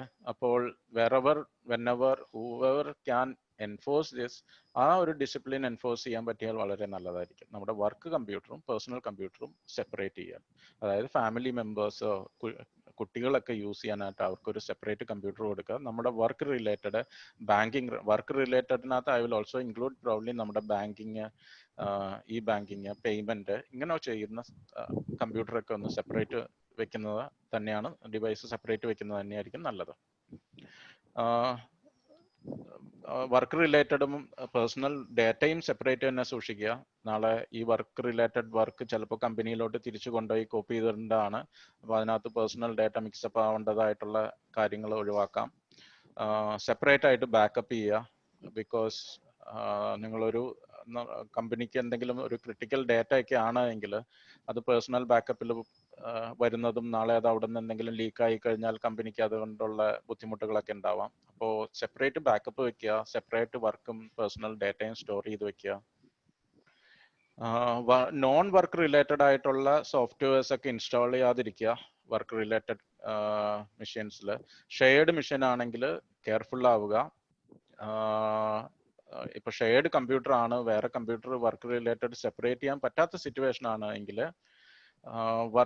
നോൺ വർക്ക് റിലേറ്റഡ് ആപ്ലിക്കേഷൻസും ബ്രൗസേഴ്സും എല്ലാം ഒന്ന് ക്ലോസ് ചെയ്യുക. നിങ്ങൾ ഓഫീസുമായിട്ട് കണക്ട് ചെയ്യുന്നതിന് മുന്നെയോ ഓഫീസ് ആപ്ലിക്കേഷൻ എടുക്കുന്നതിന് മുന്നെയോ, അതല്ലെങ്കിൽ ബാങ്കിന്റെ സൈറ്റിൽ കയറി ഒന്നൊരു പേയ്മെന്റ് നടത്തുന്നതിന് മുന്നെയോ ബാക്കി എല്ലാ ആപ്ലിക്കേഷൻസും ബ്രൗസർ വിൻഡോസും എല്ലാം ക്ലോസ് ചെയ്യുക. ഫേസ്ബുക്കിൽ നിന്നൊക്കെ എക്സിറ്റ് ചെയ്യുക. പറ്റുമെങ്കിൽ വേണമെങ്കിൽ റീസ്റ്റാർട്ട് ചെയ്യുക. അത്രയും എവറി ടൈം ചെയ്യണമെന്നില്ല. ബട്ട് എസ്പെഷ്യലി വീടുകളിൽ കുട്ടികളുള്ളതാണെങ്കിൽ അവർ ഒത്തിരി എക്സ്പെരിമെന്റ്സ് ചെയ്യും. അവർ എന്തൊക്കെ സോഫ്റ്റ്വെയർ ഇൻസ്റ്റാൾ ചെയ്യുന്നതെന്ന് നമുക്കറിയില്ല, ഏതൊക്കെ സൈറ്റുകളിലാണ് അവർ വിസിറ്റ് ചെയ്യണമെന്ന് അറിയില്ല.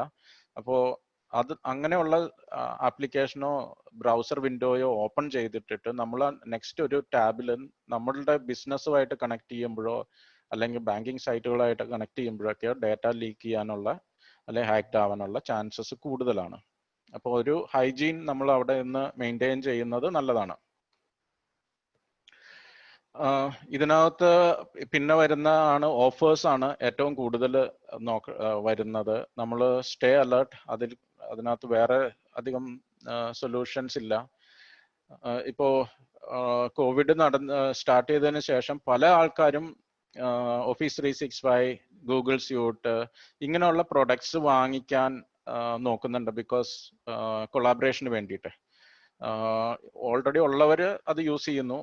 അതല്ലാത്തവർക്ക് ഇപ്പോൾ ഇങ്ങനെ ഒരു കൊളാബറേഷൻ സോഫ്റ്റ്വെയറോ സിസ്റ്റമോ വേണമെന്നുള്ള ആവശ്യമുള്ളത് കൊണ്ട് ഇപ്പോൾ പല ഓൺലൈൻ സൈറ്റുകളിലും മേജർ ഓഫേഴ്സ് എന്ന് പറയുന്നത് ഇപ്പോൾ office 365 account, life time account എന്ന് പറഞ്ഞിട്ടൊക്കെ ഓഫേഴ്സ് ഉണ്ട്. ഇപ്പൊ ഇതൊരു deals.com എന്ന് പറയുന്ന വെബ്സൈറ്റിൽ കണ്ടതാണ്.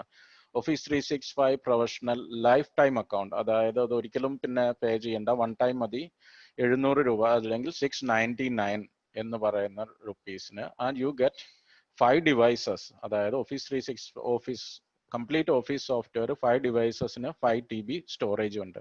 ഇതൊരു too good to be true ഓഫറാണ്. പക്ഷെ ഇതേപോലത്തെ ഓഫേഴ്സ് ഇഷ്ടംമാതിരി ഇന്റർനെറ്റിൽ വരുന്നുണ്ട്. അപ്പോൾ ഇങ്ങനെയുള്ള ഓഫേഴ്സ് വരുമ്പോൾ we have to be careful. ഇത് think about it. Is it realistic? Isn't it too good to be true? അപ്പോൾ നമ്മൾ അലേർട്ട് ആവുക എന്നുള്ളത് മാത്രമേ ഇതിനകത്ത് നിവൃത്തിയുള്ളൂ. ഇത് നോക്കിയാലൊന്നും നല്ലതാണോ ചീത്തയാണോ എന്നൊക്കെ പറയാൻ വളരെ ബുദ്ധിമുട്ടാണ്. അതുപോലെ കോവിഡ് റിലേറ്റഡ് ഇമെയിൽസ് വരുന്നു. ഇപ്പൊ BSNL ബ്രോഡ്ബാൻഡ് എത്ര പേര് യൂസ് ചെയ്യണമെന്നുണ്ടെന്ന് എനിക്കറിയില്ല. BSNL തന്നെ ഒരു ആഡ്സ് പ്രൊമോട്ട് ചെയ്യുന്നുണ്ട്. അവര് പ്രൊമോട്ട് ചെയ്യുന്ന ആഡ്സ് പലതും മാൽവെയർ ആണ്. ഇപ്പൊ BSNL ബ്രോഡ്ബാൻഡ് വീട്ടിൽ യൂസ് ചെയ്യുന്നവർക്ക് പലപ്പോഴും കണ്ടിട്ടുണ്ടാവും, അവര് ഏതെങ്കിലും ഒരു സൈറ്റിൽ പോകുമ്പോൾ ജസ്റ്റ് ആ സ്ക്രീനിൽ എവിടെയെങ്കിലും ക്ലിക്ക് ചെയ്താൽ പെട്ടെന്ന് ഒരു വിൻഡോ ഓപ്പൺ ആയി വരും. എന്നിട്ട് പറയും നിങ്ങളുടെ കമ്പ്യൂട്ടറിൽ വൈറസ് ഉണ്ട്, ക്ലീൻ ചെയ്യണമെന്ന് ചോദിക്കും. അപ്പോൾ ഇത് സർവീസ് പ്രൊവൈഡേഴ്സ് തന്നെ പ്രൊമോട്ട് ചെയ്യുന്നതാണ് ഇങ്ങനെയുള്ള മലീഷ്യസ് ആഡ്സ്. അപ്പോൾ only thing is we have to stay alert. അതേ ഇതിനകത്തുള്ള solution. So we have to ഇങ്ങനെയുള്ള ഓഫേഴ്സും ഇമെയിൽസും ആഡൊക്കെ കാണുമ്പോൾ we have to stop and think and then before you click, you are allowed to just think about it. Is it something real? Can it be real?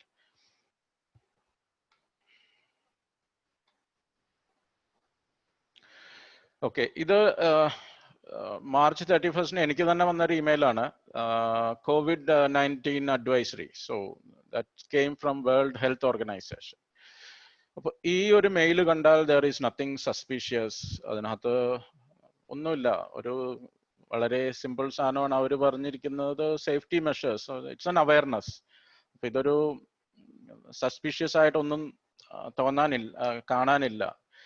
പക്ഷെ നമ്മളൊന്ന് സൂക്ഷിച്ചു നോക്കിക്കഴിഞ്ഞാൽ അതിന്റെ ഇമെയിൽ അഡ്രസ് ഒന്ന് വെരിഫൈ ചെയ്ത് കഴിഞ്ഞാൽ WHO COVID-advisory.com. അപ്പോൾ ഇത് ഇങ്ങനെ ഒരു email address world health organisation ഉണ്ടോ? അപ്പൊ ഈ കോവിഡ് വരുമെന്നൊക്കെ വിചാരിച്ചപ്പോൾ അല്ലെ വന്നു കഴിഞ്ഞപ്പോൾ പെട്ടെന്ന് പോയി അവർ ഡൊമൈനൊക്കെ ക്രിയേറ്റ് ചെയ്ത് ഇമെയിലൊക്കെ ക്രിയേറ്റ് ചെയ്ത് ഇമെയിൽ അയക്കുമോ? അത് നമ്മളൊന്ന് കെയർഫുൾ ആവേണ്ട കാര്യമുള്ളൂ ഇങ്ങനെയുള്ള ക്വസ്റ്റ്യൻസ്. ഇതിനകത്തൊരു ടെക്നിക്കൽ അറിവിന്റെ ഒരു കാര്യം ഇല്ല ശരിക്കും.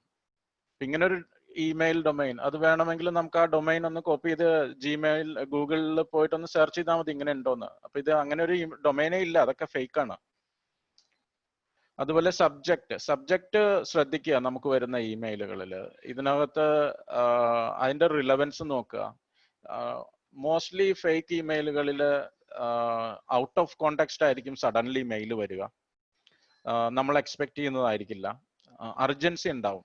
They want us to do something very urgently. നമുക്ക് തിങ്ക് ചെയ്യാനുള്ള ആ ഒരു അർജൻസി ബിൽഡ് ചെയ്യാൻ നോക്കും.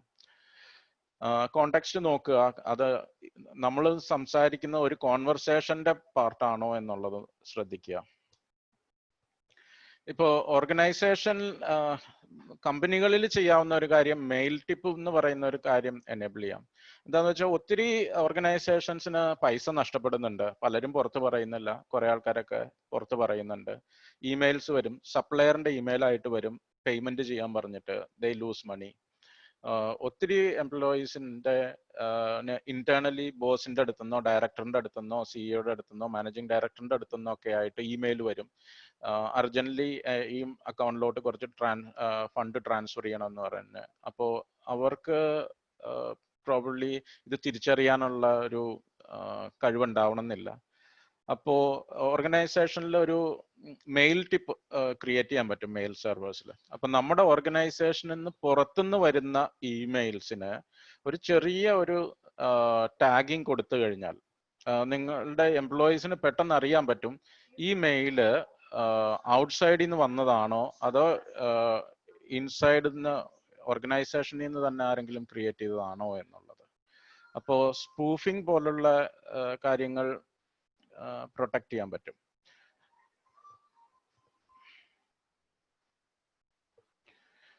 അതുപോലെ ഹൈപ്പർ ലിങ്ക്, ഇപ്പൊ സേഫ്റ്റി മെഷേഴ്സ് എന്ന് പറയുന്ന give me 1 second. 1 second please.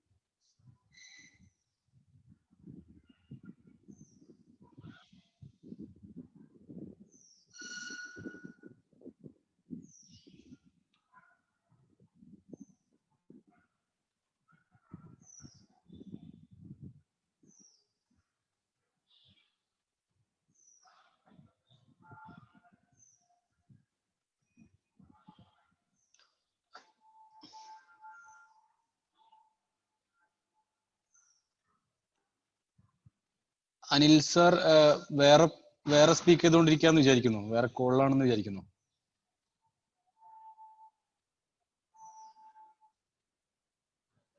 ഇവിടെ തന്നെയാണോ സംസാരിച്ചുകൊണ്ടിരിക്കുന്നത്? ഫോണിലാണോ?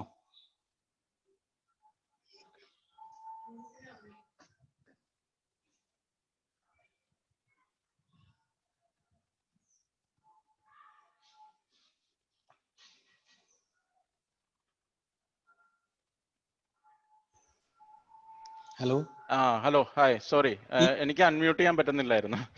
അല്ല അതെനിക്കേ പറ്റുള്ളൂ, സോറി. വേറെ കോളിലാണോ എന്നൊരു സംശയം ഉണ്ടായിരുന്നു. അതല്ല, ഞാൻ ഇവിടെ കുട്ടികള് സഡൻലി മറ്റേ ഇത് ഓൺ ചെയ്തു, മ്യൂസിക് സിസ്റ്റം ഓൺ ചെയ്തു. അപ്പോ അവരോടൊന്ന് ഓഫ് ചെയ്യാൻ പറയാനായിട്ടാണ് ഞാൻ മ്യൂട്ട് ചെയ്തത്. അപ്പൊ എനിക്ക് അൺമ്യൂട്ട് ചെയ്യാൻ പറ്റണില്ല. അപ്പൊ അൺമ്യൂട്ടഡ് ആയിന്ന് വിചാരിച്ചു ഞാൻ അപ്പോ എന്നിട്ട് സംസാരിക്കുമായിരുന്നു. സോറി. ഓക്കെ. എനിവേ ഒരു കാര്യം കൂടി ഞാനൊന്ന് അതിന്റെ ഇടയ്ക്ക് ഒന്ന് സൂചിപ്പിക്കട്ടെ. അതായത് നമ്മൾ ഇന്ന് ക്ലാസ് കഴിഞ്ഞിട്ട് ലാസ്റ്റ് നമ്മുടെ മിസ്റ്റർ അസർ AVL നമുക്കൊരു സോഫ്റ്റ്വെയർ, അതായത് അക്കൗണ്ടിങ് സോഫ്റ്റ്വെയറിനെ പറ്റിയിട്ട് ഒരു 3 ആപ്പിനെ പറ്റിയിട്ട് ഒന്ന് പറയുന്നുണ്ട്. ഒരു 10-15 മിനിറ്റ് താല്പര്യമുള്ള ആളുകൾക്ക് അത് പങ്കെടുക്കാം. അദ്ദേഹം അത് യൂസ് ചെയ്തിട്ട് വളരെ ഉപകാരപ്രദമാണ് എന്ന് അറിഞ്ഞതുകൊണ്ടാണ് പുള്ളി പറഞ്ഞത്. നമുക്ക് ഇതൊരു വാല്യുബിൾ ആയിട്ട് തോന്നുകയാണെങ്കിൽ അത് അല്ല നമുക്കതൊരു ആ ഒരു നോളജ് നമുക്ക് ഷെയർ ചെയ്ത് തരാന്നുള്ളത്. Okay, thank you. Please continue. Thank you. Okay, അപ്പോൾ ഞാൻ പറഞ്ഞു വന്നത്, ഇപ്പൊ പല ഇമെയിലും സേഫ്റ്റി മെഷേഴ്സ്, ഇവിടെ അങ്ങനെ ക്ലിക്ക് ചെയ്യാനുള്ള സ്ഥലങ്ങളൊക്കെ ഉണ്ടാവും, URLs ഉണ്ടാവും. അത് കാണുന്നത് ആയിരിക്കണം എന്നില്ല ആക്ച്വൽ അതിന്റെ URL എന്ന് പറയുന്നത്. അപ്പൊ അവിടെ ഒന്ന് മൗസ് വെച്ച് കഴിഞ്ഞാൽ അതിന്റെ മുകളിൽ ആക്ച്വൽ URL കാണിക്കും. മൊബൈലിലാണ് എങ്കിൽ ഒന്ന് ഏതെങ്കിലും ഹൈപ്പർ ലിങ്കിന്റെ മുകളിൽ നമ്മളൊന്ന് വിരലൊന്ന് പ്രസ് ചെയ്ത് പിടിച്ചു കഴിഞ്ഞാൽ അതിന്റെ ആക്ച്വൽ URL കാണിക്കും. അപ്പൊ അത് നിങ്ങൾക്ക് റിയൽ ആണോ അതല്ലെങ്കിൽ ഒരു കുറച്ച് ഫിഷി ആയിട്ടുള്ളതാണോ എന്ന് നമുക്ക് നോക്കാൻ പറ്റും. അതുപോലെ സെൻഡർ നെയിമും അവരുടെ സിഗ്നേച്ചർ ഒക്കെ ഒന്ന് വെരിഫൈ ചെയ്യുക. Certain times it might look funny also. ഇപ്പൊ ഇവിടെ ഈ മെയിലിൽ നോക്കിക്കഴിഞ്ഞാൽ specialist virus advisory, so suddenly അവരിങ്ങനെയുള്ള ഡെസിഗ്നേഷൻസ് ഒക്കെ ക്രിയേറ്റ് ചെയ്ത്, so that looks all over. Initially ഇതൊരു സസ്പീഷ്യസ് ആയിട്ട് തോന്നിയില്ലെങ്കിലും നമ്മളത് ഡീറ്റെയിൽഡ് ആയിട്ട് നോക്കുമ്പോൾ we know that this is something very strange. So that's all I have. അപ്പോൾ ഇതിനകത്ത് എനിക്ക് പറയാനുള്ളത്, there is no one software solution ഒന്നുമില്ല നമ്മളെ സൈബർ സെക്യൂരിറ്റിനെ നമ്മളെ സേവ് ചെയ്യാനായിട്ട്. We have to stay alert and you are your own best defense. Vaccine ഒന്നും ഇതുവരെ വന്നിട്ടില്ല, കോവിഡ് പോലെ തന്നെയാണ്. So any questions? Okay, thank you so much Anil sir. Deepak sir ഒന്ന് ക്വസ്റ്റ്യൻസ് ഒന്ന് നോക്കിയിട്ട് അതിനൊന്ന് ആൻസർ ചെയ്യുന്ന രീതിയിൽ കൈകാര്യം ചെയ്യാം.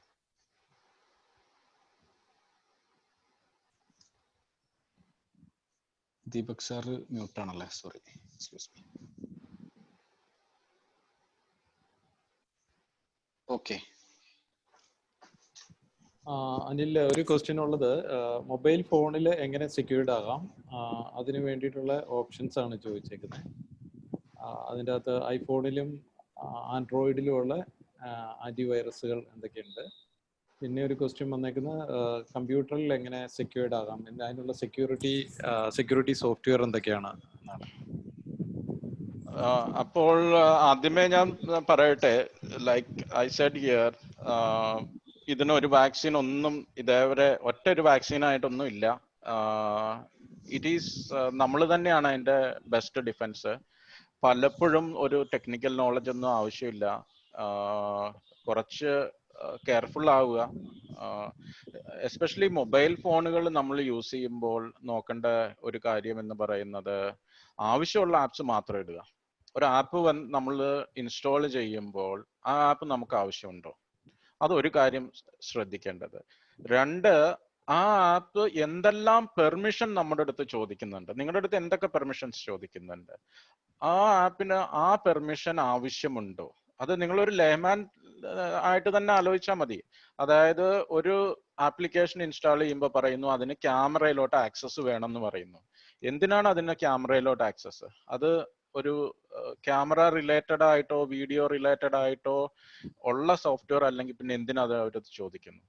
ഇപ്പോ ഫേസ്ബുക്ക് ആപ്പ് ഇൻസ്റ്റാൾ ചെയ്ത് കഴിഞ്ഞാൽ അത് നിങ്ങളുടെ കോണ്ടാക്ട്സിലോട്ട് ആക്സസ് ചോദിക്കും. എന്തിനാണ് അവരത് ചോദിക്കുന്നത്?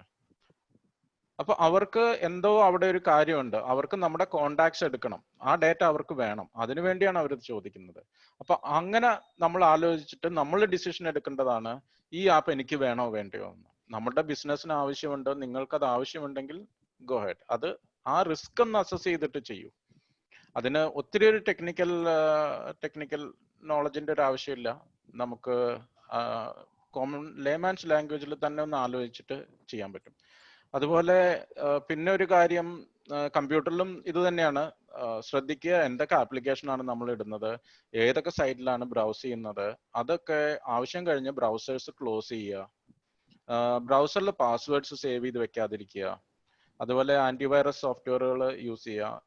ഏതെങ്കിലും നല്ല കൊമേഴ്ഷ്യൽ പ്രൊഡക്റ്റുകളോ വെൽ നോൺ പ്രൊഡക്റ്റുകളോ യൂസ് ചെയ്തോളൂ. ഞാൻ ഒരു പ്രൊഡക്റ്റ് പറയുന്നില്ല, നല്ല പ്രൊഡക്റ്റുകൾ, ഇപ്പോൾ വെൽ നോൺ ബ്രാൻഡഡ് പ്രൊഡക്റ്റുകൾ യൂസ് ചെയ്തു, എല്ലാം നല്ലതാണ്. നിങ്ങൾക്ക് ഏതെന്നാണോ നല്ല ഡീല് കിട്ടുന്നത് അത് പോയി വാങ്ങിക്കുക. But don't go for a too good to be true deals. അതും മാത്രം ശ്രദ്ധിക്കുക. അതുപോലെ ഓൺലൈൻ പേയ്മെന്റിനും നിങ്ങൾ എല്ലാ ഡിവൈസിലും, ഇപ്പൊ നമുക്കൊക്കെ 3 4 2 മൊബൈൽ ഫോണോ 2 കമ്പ്യൂട്ടറോ ഒക്കെ ഉണ്ടാവാം. എല്ലാ മൊബൈൽ ഫോണിലും എല്ലാ കമ്പ്യൂട്ടറിലും ഓൺലൈൻ ട്രാൻസാക്ഷൻസ് ചെയ്യുന്നുണ്ടാന്ന് തീരുമാനിക്കണം. നമ്മൾ പറയുക ഓക്കെ, ഞാൻ എൻ്റെ ഏറ്റവും സെക്യൂർ ആയിട്ടുള്ള ഒരു ഡിവൈസ് എടുത്തിട്ട് ഞാൻ ഇതിനകത്ത് പേയ്മെന്റ്സ് ചെയ്യും എന്നുള്ള ഡിസിഷൻ എടുക്കുക. അതിനകത്തുള്ള എല്ലാ പേയ്മെന്റ്സ് കാര്യങ്ങളും ബാങ്കിങ് റിലേറ്റഡ് കാര്യങ്ങളും ഒരു കമ്പ്യൂട്ടറിൽ ചെയ്യുക. അപ്പൊ അതിനകത്ത് ഏറ്റവും കുറച്ച് ആപ്ലിക്കേഷൻ ഇൻസ്റ്റാൾ ചെയ്യുക. നമ്മളുടെ ഒരു സൈബർ സെക്യൂരിറ്റി വേൾഡിൽ നമ്മൾ പറയുന്നത് വെച്ച് കഴിഞ്ഞാൽ ഒരു എല്ലാ 1000 ലൈൻ ഓഫ് കോഡിനകത്തും ഒരു വൾണറബിലിറ്റി ഉണ്ടെന്നുള്ളതാണ്. നിങ്ങൾ ഏത് സോഫ്റ്റ്വെയർ വാങ്ങിച്ചാലും, മൈക്രോസോഫ്റ്റ് ആണെങ്കിലും ഒറാക്കിൾ ആണെങ്കിലും ഗൂഗിൾ ആണെങ്കിലും ഫേസ്ബുക്ക് ആണെങ്കിലും ഏതെടുത്താലും 1000 ലൈൻ ഓഫ് കോഡിനകത്ത് ഒരു വൾണറബിലിറ്റി വെച്ചിട്ടുണ്ട്. എത്ര അധികം സോഫ്റ്റ്വെയർ നമ്മുടെ കമ്പ്യൂട്ടറിലോ മൊബൈലിലോ ഇടുന്നോ അത്രയും കൂടുതൽ ചാൻസസ് ഓഫ് വൾണറബിലിറ്റി ഉണ്ട്. അപ്പോ നമ്മൾ ശ്രദ്ധിക്കേണ്ടത് നമ്മളുടെ ക്രിട്ടിക്കൽ ബിസിനസ് കാര്യങ്ങൾ, ബാങ്കിങ് കാര്യങ്ങളെല്ലാം ഒരു മൊബൈൽ ഡിവൈസിലോ ഒരു കമ്പ്യൂട്ടറിലോ ചെയ്യുക എന്ന് തീരുമാനിക്കുക. അതിനകത്ത് ഏറ്റവും കുറച്ച് ആപ്ലിക്കേഷൻസ് ഇടുക. അത് അതിനുവേണ്ടി മാത്രം യൂസ് ചെയ്യാൻ ശ്രമിക്കുക. ഇനി അടുത്തൊരു ക്വസ്റ്റ്യൻ വന്നേക്കുന്നത് അതിനോട് കോമൺ ആയിട്ടുള്ളതാണ്. How can protect unwanted emails and spam? അതിന് ആൻസർ ചെയ്തതാണ് അനിൽ. അത് വളരെ ഒരു ബുദ്ധിമുട്ടുള്ള ഒരു കാര്യമാണ്. ഓർഗനൈസേഷൻസിന് ആന്റി സ്പാം സൊല്യൂഷൻസ് കിട്ടും, അത് യൂസ് ചെയ്യാം. 100% എഫിഷ്യൻസി ഉള്ളതൊന്നുമില്ല, സ്റ്റിൽ വരും. അതുപോലെ പല പല അറ്റാക്കുകളുണ്ട്. ഫിഷിംഗ് എന്ന് പറഞ്ഞ അറ്റാക്ക് ഉണ്ട്. ഫിഷിംഗ് എന്ന് പറഞ്ഞാൽ ബേസിക്കലി നമ്മൾ ഫിഷ് ചെയ്യുന്ന പോലെയാണ്. Somebody is putting a bait. നമ്മുടെ ഇമെയിലിലായിരിക്കും ആ ബെയ്റ്റ് വരിക, നമ്മൾ കുറച്ച് മുന്നേ കണ്ട ഇമെയിൽ പോലെ. അപ്പൊ അതൊരു ഫിഷിംഗ് ഇമെയിൽ ആണ്. അത് ചിലപ്പോൾ ഒത്തിരി ആൾക്കാർക്ക് പോയിട്ടുണ്ടാവാം. അതേപോലെ തന്നെ വെയിലിംഗ് എന്ന് പറഞ്ഞിട്ടുള്ള ടൈപ്പ് ഓഫ് അറ്റാക്ക് ഉണ്ട്. അത് ടാർഗറ്റഡ് ആണ്. അത് ആക്ച്വലി എസ്പെഷ്യലി ബിസിനസ് ആൾക്കാർ വളരെ കെയർഫുൾ ആയിരിക്കണം. നിങ്ങളെ അറിയാവുന്നവര്, നമ്മളെ അവർക്ക് അവർക്കറിയാം നമ്മൾ ആരാണെന്ന്, നമ്മൾ ഏത് ഓർഗനൈസേഷനിലാണ്, അവിടെ ആരൊക്കെ വർക്ക് ചെയ്യുന്നു, നമ്മളുടെ ഒരു പാറ്റേൺ എന്താണ്, ഇതൊക്കെ ഒബ്സർവ് ചെയ്തിട്ടാണ് അങ്ങനെയുള്ള മെയിൽ വരുന്നത്. അത് ടാർഗറ്റഡ് ആണ്. അതൊരു ആന്റി സ്പാം സൊല്യൂഷനും പിടിക്കില്ല, ബിക്കോസ് അതൊരു ജെന്യുവിൻ മെയിലാണ് ആക്ച്വലി. പക്ഷെ അത് നമ്മളെ പറ്റിക്കാൻ വേണ്ടിയായിട്ട് ഒരാളിടുന്ന മെയിലാണ്. അപ്പോൾ അത് ഒത്തിരി ആൾക്കാർക്ക് അതിനകത്തുനിന്ന് പൈസകൾ നഷ്ടപ്പെട്ടിട്ടുണ്ട്, വലിയ ഓർഗനൈസേഷനിൽ നഷ്ടപ്പെട്ടിട്ടുണ്ട്. എൻ്റെ പ്രീവിയസ് ഓർഗനൈസേഷനിൽ ഒരു ജനറൽ മാനേജറിന് അയാളുടെ ജോലി പോയത് ഒരു വെയിലിംഗ് അറ്റാക്ക് വഴിയായിരുന്നു. ഡയറക്ടർ അയാളുടെ അടുത്തൊരു പൈസ എമർജൻസി ആയിട്ട് ട്രാൻസ്ഫർ ചെയ്യാൻ പറഞ്ഞു. അപ്പോൾ കമ്പനിയുടെ ഉള്ള പ്രോട്ടോകോൾസ് എല്ലാം മറികടന്ന് അയാൾ ഡയറക്ടർ ചോദിച്ചതുകൊണ്ട് പൈസ ട്രാൻസ്ഫർ ചെയ്തു. പക്ഷെ അതൊരു ഫേക്ക് ഇമെയിൽ ആയിരുന്നു and he lost his job. അപ്പോൾ ഇത് ഒത്തിരി നടക്കുന്നുണ്ട്. ഒരു വൺ സൊല്യൂഷൻ ഇല്ല, we have to be careful. വേറെ ഒരു ക്വസ്റ്റ്യനും ആൻസർ ചെയ്തു തന്നെയാണ്. ഐഫോണിൽ ആന്റിവൈറസ് ഉണ്ടോ? ഐഫോണിന്റെ ആന്റിവൈറസ് ഫ്രീ ആപ്പ് യൂസ് ചെയ്യുന്നത് കൊണ്ട് ഉപയോഗമുണ്ടോ എന്നാണ്. ഒന്നും യൂസ് ചെയ്യാതിരിക്കുന്നതിനേക്കാളും നല്ലത് ഏതെങ്കിലും ആപ്പ് യൂസ് ചെയ്യുന്നതാണ്. ഫ്രീ ആപ്പ് യൂസ് ചെയ്തത് കൊണ്ട് പ്രോബ്ലം ആസച്ച് ഉണ്ടാവണമെന്നില്ല. പക്ഷെ നമ്മൾ നോക്കേണ്ടത് പല ഫ്രീ ആപ്സും യൂസ് ചെയ്യുമ്പോൾ എന്താണ് അവരുടെ ബിസിനസ് മോഡൽ എന്ന് നോക്കണം. എന്തിനാണ് ഒരാൾ ഫ്രീ ആപ്പ് ലോഞ്ച് ചെയ്യുന്നത്? എന്താണ് അവരുടെ ബിസിനസ് മോഡൽ? എൻറ്റയർലി ഫ്രീ മാത്രമാണെങ്കിൽ എങ്ങനെയാണ് ആ ബിസിനസ് ഓടാൻ പോകുന്നത്? ഇപ്പോൾ പല പ്രൊഡക്ട്സും കൊമേഴ്ഷ്യൽ പ്രൊഡക്റ്റ് ഉണ്ടാവും അവർക്ക്, അതിന് പകരം അതിൻ്റെ ഒപ്പം തന്നെ പേഴ്സണൽ പ്രൊഡക്റ്റ് ഫ്രീ കൊടുക്കുന്നവരുണ്ട്. അപ്പൊ അവരെ സംബന്ധിച്ച് അവരുടെ ബിസിനസ് മോഡൽ വളരെ ക്ലിയർ ആണ്. ഒരു പബ്ലിസിറ്റിക്ക് വേണ്ടിക്കും പോപ്പുലാരിറ്റിക്കും വേണ്ടി പേഴ്സണൽ ഫ്രീ കൊടുക്കുന്നു. അപ്പൊ അങ്ങനത്തെ വെൽ നോൺ ബ്രാൻഡ്സ് ഉള്ള പ്രൊഡക്ട്സ് നിങ്ങൾ യൂസ് ചെയ്യുന്നതുകൊണ്ട് തെറ്റില്ല. പക്ഷേ കംപ്ലീറ്റ്ലി ഫ്രീ ആണ്, അപ്പോൾ അവരുടെ ബിസിനസ് മോഡൽ എന്താണെന്ന് നമ്മൾ ആലോചിക്കണം. ഒന്നെങ്കിൽ അഡ്വർടൈസ്മെന്റ് ആയിരിക്കാം.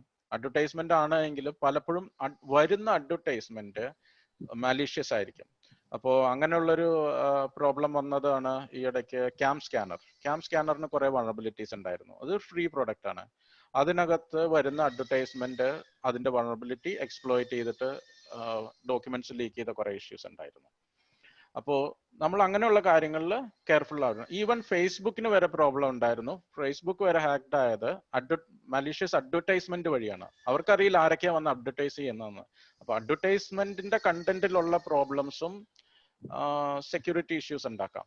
അപ്പോൾ കൊമേഴ്ഷ്യൽ യൂസ് ചെയ്യുകയാണ് better.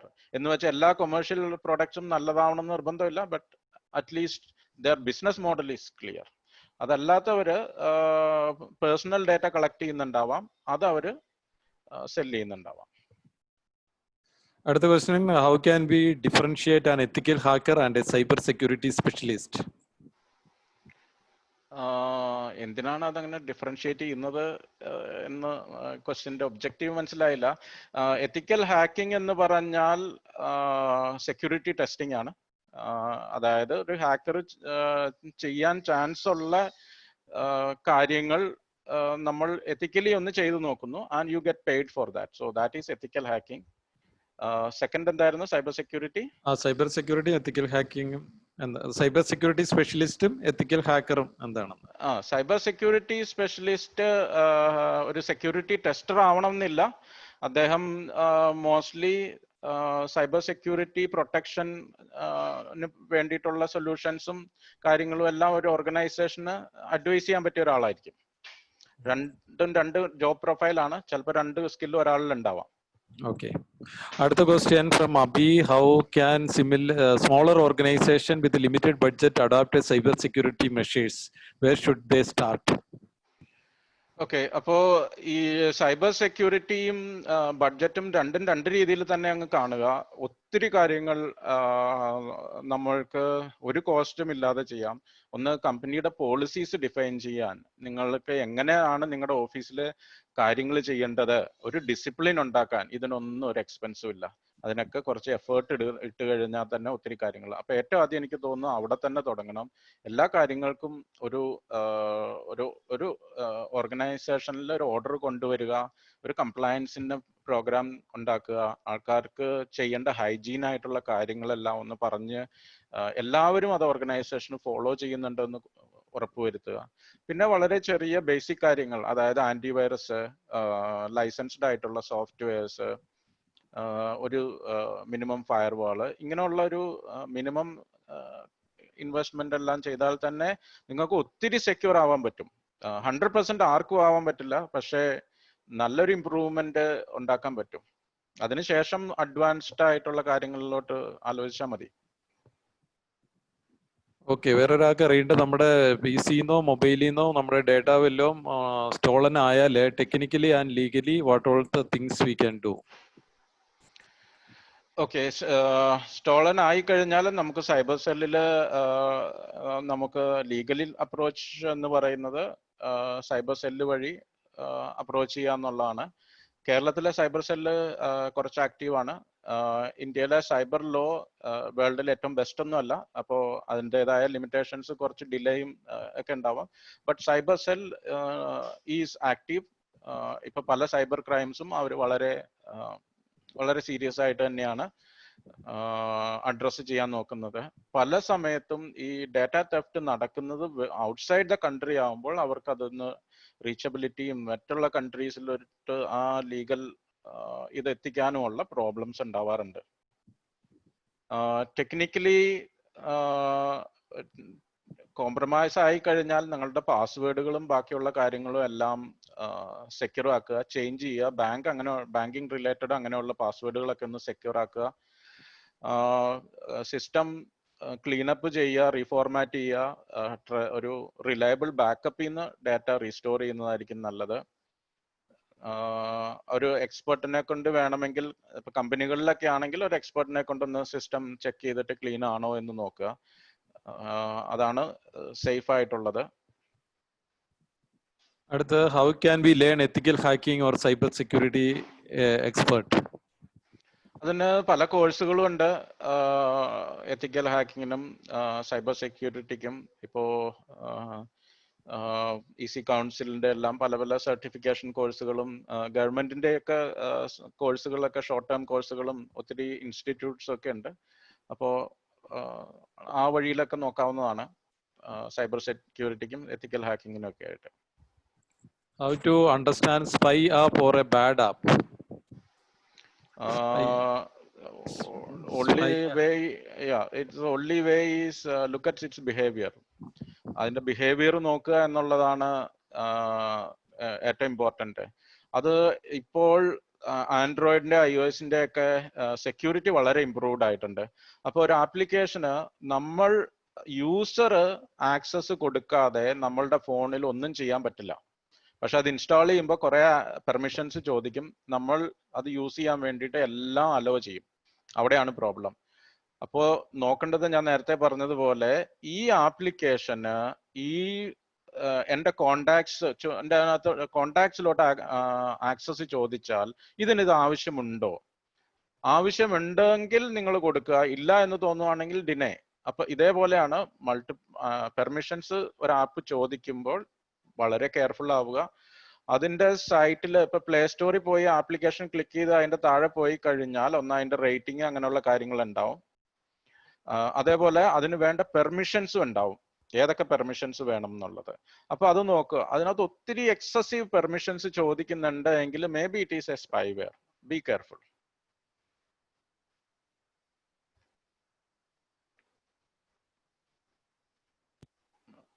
Hello, did we lose Deepak? ഇല്ല, Deepak sir. Deepak sir left ആയെന്നൊരു സംശയം ഉണ്ട്. ഒരു minute.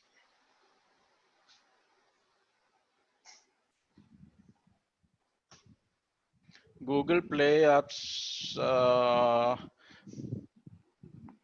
Google Pay app secure ആണോ? പേയ്മെന്റ് ആപ്സ് സെക്യൂർ ആണോ? സെക്യൂരിറ്റിക്ക് പ്രോബ്ലം ഒന്നുമില്ല. പേയ്മെന്റ് ആപ്സ് ഗൂഗിൾ പേ തന്നെയല്ല, പല ആപ്സിനും സെക്യൂരിറ്റിക്ക് പ്രോബ്ലം ഇല്ല.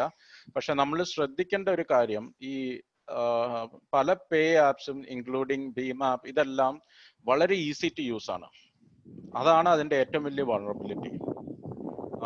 ഇതിപ്പോ ഇന്ത്യയിൽ നടന്ന ഒരു കേസ് പറയാം. അതായത് ഇതൊരു പോലീസിൽ റിപ്പോർട്ട് ചെയ്ത കേസാണ്. ഒരു പോലീസുകാരൻ തന്നെ അറിഞ്ഞൊരു കേസാണിത്.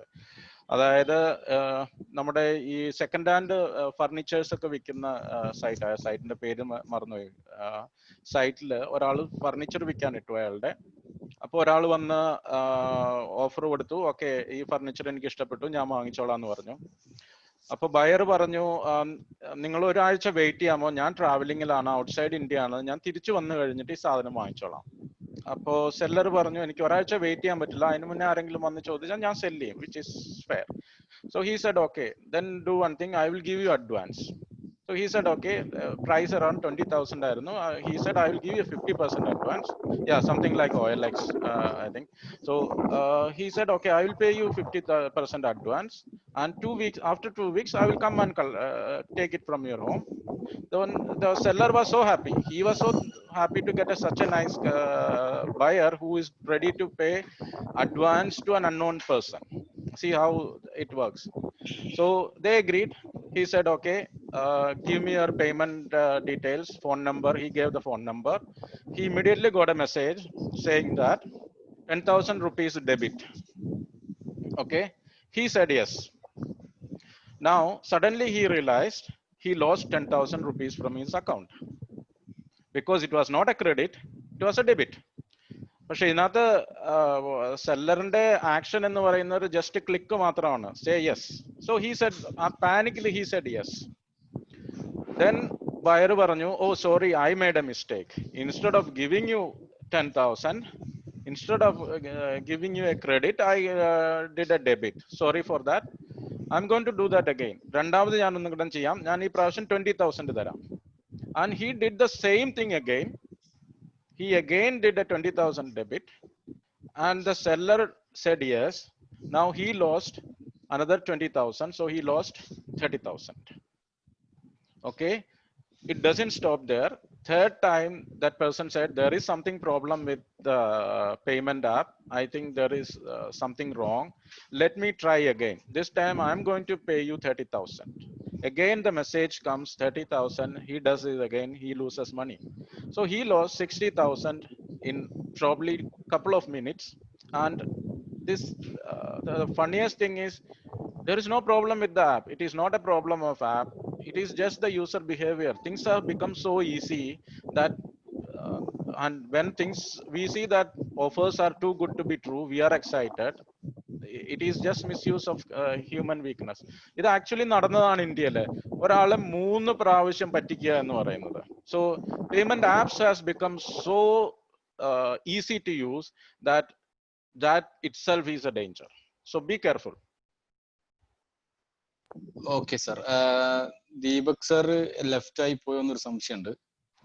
Yeah, maybe. അപ്പം സാറ് നെക്സ്റ്റ് ക്വസ്റ്റ്യനിലേക്ക് പോകാവോ?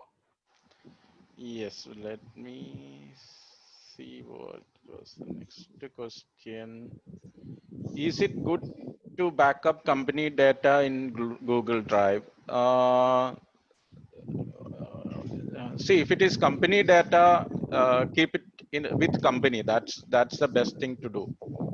അത് എംപ്ലോയി സ്റ്റാഫിന്റെയോ അല്ലെങ്കിൽ വേറെ ആരുടെയോ പേഴ്സണൽ സ്റ്റോറേജിൽ വെക്കുന്നത് നല്ലതല്ല. കമ്പനിയുടെ ഒരു ഫോൾഡറിൽ തന്നെ വെക്കുക.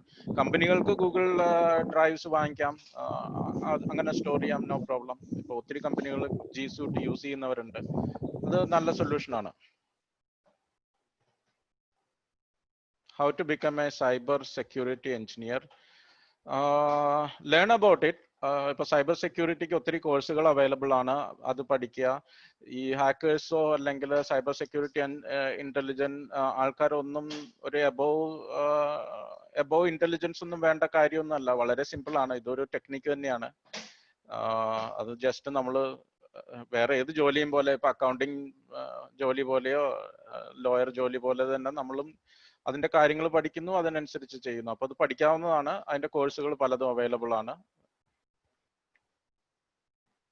Why can't we chase the fraud culprit as transaction happens through the bank account? Why can't we get their bank details? അതിന്റെ പ്രോബ്ലം എന്താന്ന് വെച്ച് കഴിഞ്ഞാൽ, ഈ ബാങ്കിന്റെ പലപ്പോഴും സോഴ്സുകൾ എന്ന് പറയുന്നത് പല രാജ്യങ്ങളും, ഇപ്പൊ ആഫ്രിക്കൻ കൺട്രീസോ അങ്ങനെയുള്ള കൺട്രീസിലൊക്കെ ആവുമ്പോൾ അവിടുത്തെ ലീഗൽ സിസ്റ്റം ഒന്നും ഇത്ര സ്ട്രോങ് അല്ല, അവർ കോപ്പറേറ്റ് ചെയ്യില്ല. അപ്പോ അങ്ങോട്ട് എത്താൻ പാടാണ്. അവിടെ വരെ എത്തുന്നത് വരെ ട്രാക്ക് ചെയ്യാം. ഇപ്പൊ റീസെന്റ് നമ്മളുടെ ഒരു ക്ലയന്റ് കേരളത്തിലൊരു വലിയൊരു മീഡിയ കമ്പനിയാണ്, ഞാൻ എന്റെ പേര് പറയുന്നില്ല. അവർ ഓൾമോസ്റ്റ് ദേ ലോസ്റ്റ് $50,000. വെണ്ടറിന് ഒരു പേയ്മെന്റ് ഉണ്ടായിരുന്നു, അതിന് ഫേക്ക് ഇമെയിൽ വന്നു, അവര് പേ ചെയ്തു. ലക്കിലി അത് ഒരു തേഴ്സ്ഡേ ഈവനിങ് ആണ് അവരത് ട്രാൻസ്ഫർ ചെയ്തത്. അവർക്കത് ബാങ്കിൽ വിളിച്ച്, നെക്സ്റ്റ് ഡേ ഫ്രൈഡേ ആയിരുന്നു, അതുകൊണ്ട് UAE ബാങ്കിൽ വിളിച്ച് അവർക്കത് സ്റ്റോപ്പ് ചെയ്യാൻ പറ്റി. സോ അതിന്റെ ടാർഗറ്റിൽ എത്തുന്നതിന് മുന്നേ അറിഞ്ഞിട്ട് സ്റ്റോപ്പ് ചെയ്യാൻ പറ്റിയാൽ ചെയ്യാൻ പറ്റും. പക്ഷേ ഇപ്പൊ ആഫ്രിക്ക അങ്ങനെയുള്ള പല കൺട്രീസിലും ചെന്ന് കഴിഞ്ഞാൽ then it is very difficult to track. Could you please mention some course for beginner? നിങ്ങൾക്ക് ഈസി കൗൺസിലിന്റെ സൈറ്റുകളിൽ വേണമെങ്കിൽ പോവാം. ഈസി കൗൺസിൽ എന്ന് പറഞ്ഞിട്ട് സെർച്ച് ചെയ്താൽ അവിടെ ബിഗിനേഴ്സിനുള്ള പല കോഴ്സസും അവൈലബിൾ ആണ്. ഇവിടെ തന്നെ പല ട്രെയിനിങ് ഇൻസ്റ്റിറ്റ്യൂട്ടുകൾ ഉണ്ട്, അവർ സർട്ടിഫൈ ചെയ്യുന്നുണ്ട്. അപ്പോൾ അവർ ട്രെയിനിങ്ങും പ്രൊവൈഡ് ചെയ്യുന്നുണ്ട്. ഒന്ന് സെർച്ച് ചെയ്ത് കഴിഞ്ഞാൽ കിട്ടും. This like old case happening in also they use Indian bank accounts. So then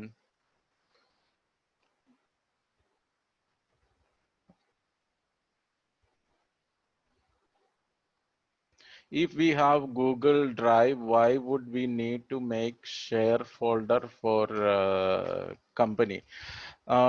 കമ്പനികൾക്കും പേഴ്സണൽ കാര്യങ്ങളും സെപ്പറേറ്റ് ചെയ്ത് വെക്കുന്നത് തന്നെയാണ് നല്ലത്. കമ്പനിയുടെ ഡേറ്റയും കാര്യങ്ങളും അതിന് വേണ്ട സെക്യൂരിറ്റിയും കാര്യങ്ങളൊക്കെ സെപ്പറേറ്റ് തന്നെയാണ്. അപ്പൊ കമ്പനിക്ക് വേണമെങ്കിൽ കമ്പനിയുടെ ഒരു അക്കൗണ്ട് എടുക്കുക, പേഴ്സണൽ യൂസിനുള്ളതുമായിട്ട് മിക്സ് ചെയ്യാതിരിക്കുക. ബിക്കോസ് നാളെ ആ ഡേറ്റയായിട്ട് ചിലപ്പോൾ എംപ്ലോയീസിന്റെ ഫയൽ എവിടെയായിരിക്കും, നിങ്ങൾ പേഴ്സണൽ ഇതിനകത്തോട്ട് ആക്സസ് കൊടുത്താൽ. അപ്പൊ എപ്പോഴും അതിനൊരു സെപ്പറേഷൻ ആണ് നല്ലത്. ലിനക്സ് വൈറസ് പ്രൂഫ് ആണോ എന്ന് ചോദിച്ചാൽ ലിനക്സിൽ അധികം ആന്റിവൈറസുകൾ യൂസ് ചെയ്യാറില്ല. പൊതുവെ ലിനക്സിൽ വൈറസുകൾ കുറവാണ്. അത് ബേസിക്കലി ഒരു യൂസർ ബിഹേവിയറിന്റെ ഒരു പ്രശ്നമാണ്. ബിക്കോസ് നോർമലി എൻഡ് യൂസേഴ്സ് അധികവും ലിനക്സ് മെഷീൻസ് യൂസ് ചെയ്യാറില്ല. സെർവേഴ്സോ അങ്ങനെയുള്ള കാര്യങ്ങളായിട്ടാണ് അധികം യൂസ് ചെയ്യുന്നത്. അതുകൊണ്ടാണ് ഇപ്പോ നേരത്തെ മാക്കിൻടോഷും is actually Linux OS X എന്ന് പറയുന്നത് ഒരു ലിനക്സ് ഫ്ലേവർ ആണ്. അതിനകത്തൊക്കെ ആവശ്യത്തിനധികം വൈറസുകൾ വരുന്നുണ്ട്. അപ്പോ it is only A matter of time. Protect ചെയ്യേണ്ടത് എല്ലാ ഡിവൈസും പ്രൊട്ടക്ട് ചെയ്യണം. I think could you mention some cause? Questions വേറെ പേഴ്സണലി വന്നിട്ടുണ്ടോ? ഇല്ല, ഞാനത് നോക്കുവാണ്.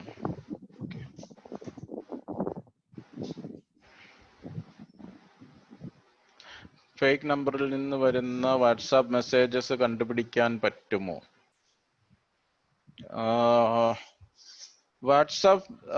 വാട്സാപ്പ് വരണമെങ്കിൽ ഏതെങ്കിലും ഒരു മൊബൈൽ ഫോണുമായിട്ട് രജിസ്റ്റർ ചെയ്യണം, എന്നാലാണ് വാട്സാപ്പ് യൂസ് ചെയ്യാൻ പറ്റുള്ളൂ. പിന്നെ പല ഇതൊന്നും വരും. അപ്പോൾ എനിക്ക് അതിന്റെ ഒരു ഫുള്ളി മനസ്സിലായില്ല, ഫേക്ക് നമ്പറിൽ നിന്ന് എങ്ങനെയാണ് വാട്സാപ്പ് മെസ്സേജ് വരിക എന്നുള്ളത്. ഇതൊക്കെയാണ് എനിക്ക് തോന്നുന്നു ഇത് കവർ ചെയ്തെന്ന് തോന്നുന്നു. ഇനി എന്തെങ്കിലും വേറെ question? Is timedoctor.com good to track staff work? എനിക്കറിയില്ല അത് എന്താണ് എന്നുള്ളത്. timedoctor.com മേ ബി ഒന്ന് അൺമ്യൂട്ട് ചെയ്ത് ചോദിക്കാൻ പറ്റുമെങ്കിൽ നല്ലതായിരുന്നു. ആരാണിത്? നിവേദ് തോമസ്. നിവേദ്, 1 സെക്കൻഡ്. അതുപോലെ കലേഷ്. നിവേദ് ഞാൻ അൺമ്യൂട്ട് ആക്കിയിട്ടുണ്ട്, ഒന്ന് ചോദിച്ചോളൂ.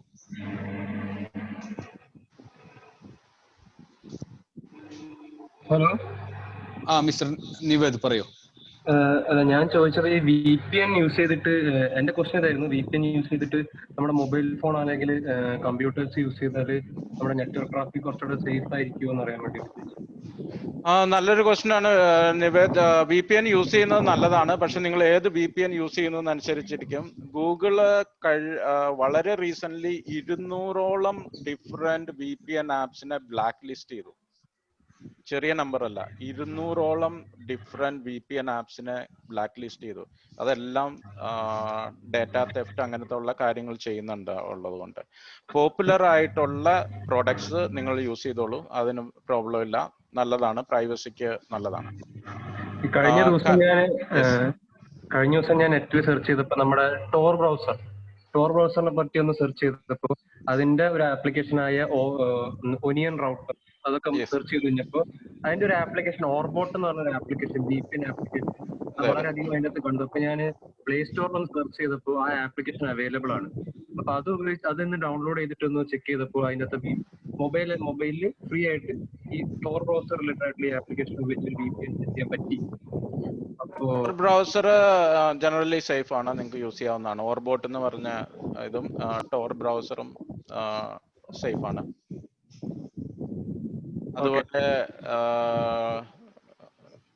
അതുപോലത്തെ വെൽ നോൺ പ്രോഡക്റ്റുകൾ നിങ്ങൾക്ക് യൂസ് ചെയ്യാം, അതുകൊണ്ട് കുഴപ്പമില്ല.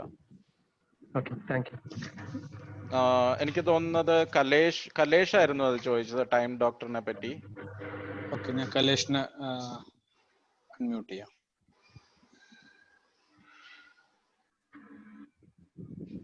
Mister Kalesh. Thank you sir.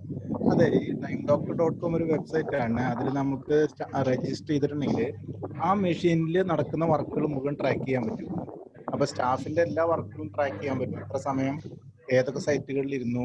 ഇപ്പൊ ഒരു 5 മിനിറ്റ് ഉപയോഗിക്കാതിരിക്കണമെങ്കിൽ ഇന്റിമേഷൻ വരും, ഈ മൗസ് ഉപയോഗിക്കാതിരിക്കണമെങ്കിൽ. അപ്പൊ അങ്ങനെയുള്ള വെബ്സൈറ്റുകൾ നമ്മുടെ ഓഫീസിലെ സ്റ്റാഫിന് വേണ്ടി ഉപയോഗിച്ചാൽ അതിലൊന്നും കംപ്ലൈന്റുകൾ ഉണ്ടാവും.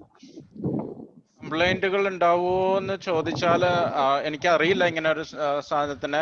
ഇതൊരു കൊമേഴ്ഷ്യൽ പ്രോഡക്റ്റ് ആണോ, ഫ്രീ വെയർ ആണോ? ഫ്രീ ആയിട്ടുണ്ട്. പിന്നെ എത്ര മന്ത്ലി 600 rupees എന്നാണ് കേട്ടിരിക്കുന്നത് ഞാൻ, ഒരു യൂസർക്ക്. അപ്പോ അത് അതിന്റെ ഒരു ഉപയോഗിച്ചില്ല ഇതുവരെ. കൊമേഴ്ഷ്യൽ ഉണ്ടെന്നറിയാം. കൊമേഴ്ഷ്യൽ വെർഷൻസ് യൂസ് ചെയ്യുന്നതായിരിക്കും കുറച്ചും കൂടെ സേഫ്. ഓക്കെ. നോർമലി ഫ്രീവെയറിൽ ഒന്ന് ആലോചിക്കേണ്ടത്, ഈ ഡാറ്റ കളക്ട് ചെയ്യുന്നതൊക്കെ അവർക്കും അവരും എടുക്കുന്നുണ്ട്. അപ്പൊ ഈ ഡാറ്റ അവരെന്താണ് ചെയ്യുന്നത്, അവരുടെ പ്രൈവസി പോളിസി ഒന്ന് വായിച്ചു നോക്കൂ. കുറച്ച് വായിക്കാൻ ബുദ്ധിമുട്ടുണ്ടെങ്കിൽ ഒന്ന് നോക്കുന്നത് നല്ലതാണ്. അവരുടെ ഒരു അപ്രോച്ച് എന്താണ്, കമ്പനി ഏതാണ്, അങ്ങനെയുള്ള കാര്യങ്ങളൊക്കെ. പലപ്പോഴും ഈ പലരുടെയും ബിസിനസ് മോഡൽ, ഇൻക്ലൂഡിങ് ഫേസ്ബുക്കിന്റെ ഒക്കെ ബിസിനസ് മോഡൽ എന്ന് പറയുന്നത് നമ്മുടെ പ്രൈവസി ഡാറ്റ കളക്ട് ചെയ്തിട്ട് അത് അഡ്വർടൈസ്മെന്റിനും ബാക്കിയുള്ള കാര്യങ്ങൾക്കും വേണ്ടി യൂസ് ചെയ്യാന്നുള്ളതാണ്. അപ്പോ നിങ്ങളുടെ ഓഫീസുകളിൽ ഒത്തിരി ട്രാക്ട് ആവുന്നുണ്ടെങ്കിൽ ഈ ഡാറ്റ നാളെ ഇവര് വേറെ ആൾക്കാർക്ക് വിൽക്കും. യൂസറിന്റെ പേര്, യൂസറിന്റെ ബിഹേവിയർ, യൂസറിന്റെ ഇമെയിൽ അഡ്രസ്, ഇതെല്ലാം വിൽക്കും. നാളെ ഇവര് ബയർ എന്ന് പറയുന്നത് ചിലപ്പോൾ നമ്മളെ അറ്റാക്ക് ചെയ്യാൻ വന്നവനായിരിക്കും. അയാൾക്ക് ഈ ഇൻഫർമേഷൻ ഒക്കെ കിട്ടുവാണ്.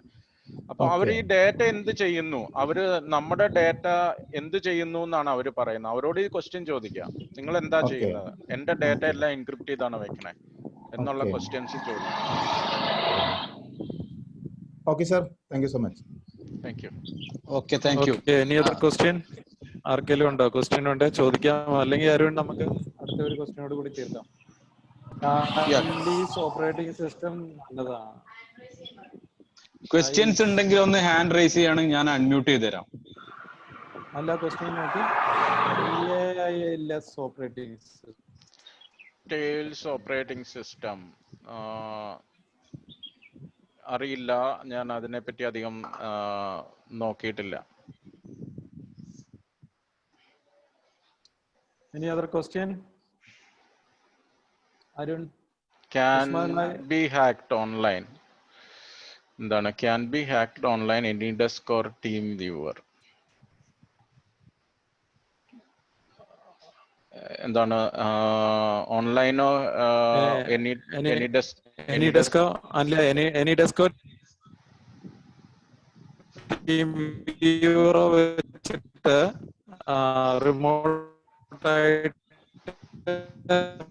ഹാക്ക് ചെയ്യാൻ പറ്റുമെന്നായിരിക്കും പുള്ളി മീൻ ചെയ്തത്. അബ്ദുൾ, AnyDesk RBIയുടെ ഒരു വാണിംഗ് ഉണ്ടായിരുന്നു ഒരു 3-4 മാസം മുന്നേ. അതൊരു പ്രൊഡക്റ്റിന്റെ പ്രശ്നമല്ല, ഈ ബാങ്കിങ് സ്റ്റാഫ് ആണെന്ന് പറഞ്ഞ ആൾക്കാർ AnyDesk വഴി റിമോട്ട്ലി കയറി ബാങ്കിങ് ക്രെഡൻഷ്യൽസ് സ്റ്റീൽ ചെയ്യുന്നത്. അപ്പൊ RBI തന്നെ ഒരു വാണിംഗ് ഉണ്ടായിരുന്നു, ആരെങ്കിലും സപ്പോർട്ടിന് വേണ്ടി വിളിച്ചു കഴിഞ്ഞാലോ AnyDeskന്റെ ലിങ്ക് അയച്ചു തന്നാലോ നിങ്ങൾ കയറി ബാങ്കിങ് ഇൻഫർമേഷൻ ഒന്നും കൊടുക്കരുത് എന്ന് പറഞ്ഞിട്ട്. അപ്പോൾ ഇതൊക്കെ യൂസ് ചെയ്ത ആൾക്കാർ പലരും ഹാക്കിംഗ് നടത്തുന്നുണ്ട്. ബിക്കോസ് ഇതെല്ലാം ഞാൻ പറഞ്ഞതുപോലെ മീറ്റിങ്ങിനും യൂസ് ചെയ്യാം, അതേപോലെ റിമോട്ട് അഡ്മിനിസ്ട്രേഷനും യൂസ് ചെയ്യാം. അപ്പൊ നമ്മൾക്ക് കണക്ട് ചെയ്തതിന് ശേഷം അവര് കൺട്രോൾ യുവർ കമ്പ്യൂട്ടർ എന്നുള്ള ഓപ്ഷൻ ചോദിക്കുമ്പോൾ നമ്മൾ അറിയാതെ യെസ് കൊടുത്താൽ പിന്നെ അവർക്ക് നമ്മുടെ കമ്പ്യൂട്ടർ കൺട്രോൾ ചെയ്യാം, നമ്മൾ ഇവിടെ നിന്ന് ചെയ്യണതെല്ലാം അവർക്ക് കാണാം, വാച്ച് ചെയ്യാം. അപ്പോ അങ്ങനെയൊക്കെ നമ്മളുടെ ഡാറ്റ മിസ്യൂസ് ചെയ്യാൻ ചാൻസ് ഉണ്ട്. ഓക്കെ, ക്വസ്റ്റ്യൻസ് ഓൾമോസ്റ്റ് കഴിഞ്ഞെന്ന് തോന്നുന്നു. യെസ്. മൊബൈൽ സെക്യൂരിറ്റി ഉണ്ട്, പ്രൊമോട്ട് ചെയ്യാൻ പറ്റുമോ? നമ്മള് പേഴ്സണൽ ആയിട്ട് വിളിക്കൂ. Debit card, credit card details apps auto save ചെയ്ത് വെക്കുന്നത് തെറ്റല്ലേ? അതെ, തെറ്റാ. ഡെബിറ്റ് കാർഡിന്റെ ക്രെഡിറ്റ് കാർഡിന്റെ ഡീറ്റെയിൽസ് ഓട്ടോ സേവ് ചെയ്ത് വെക്കുന്നത് തെറ്റാ, അത് കൊടുക്കാതിരിക്കുക. ഷഹീർ ഒരു ഹാൻഡ് റൈസ് ചെയ്തിട്ടുണ്ട്, ഞാനൊന്ന് അൺമ്യൂട്ട് ചെയ്യുന്നുണ്ട്.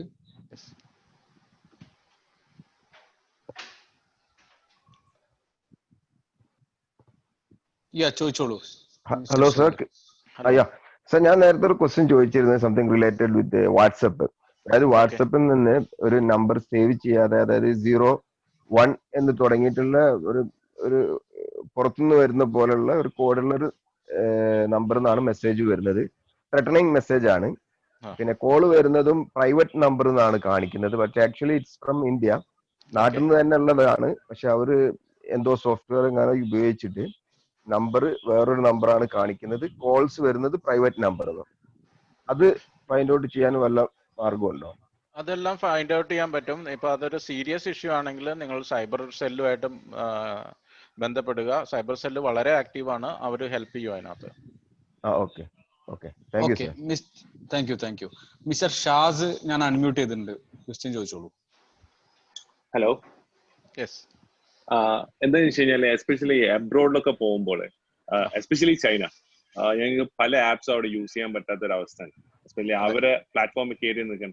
അപ്പൊ നമ്മൾ പലപ്പോഴും VPN എല്ലാം യൂസ് ചെയ്ത് എല്ലാ VPN വർക്ക് ചെയ്യണമെന്നില്ല. അതെ. Is there any other application, എന്തെങ്കിലും ഇതുമായിട്ട് റിലേറ്റഡ് ആയിട്ടുള്ള സാധനങ്ങൾ ഉണ്ടോ എന്താണെന്ന് അറിയാൻ വേണ്ടി.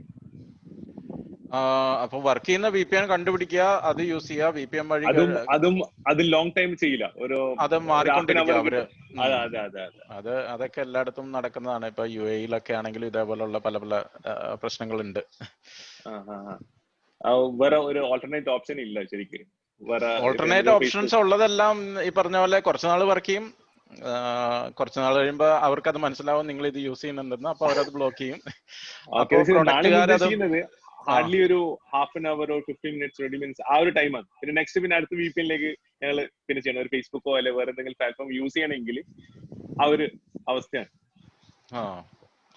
അത് അവരവിടെ മോണിറ്റർ ചെയ്യുവാണ്, അവര് ട്രാഫിക് മോണിറ്റർ ചെയ്യുന്നുണ്ട്. അപ്പോ നിങ്ങൾ എന്ത് ചെയ്യുന്നത്, എവിടെയാണ് കണക്ട് ചെയ്യുന്നത് എന്നുള്ള ഒരു സ്ട്രിക്ട്ലി മോണിറ്റർഡ് ആണ്.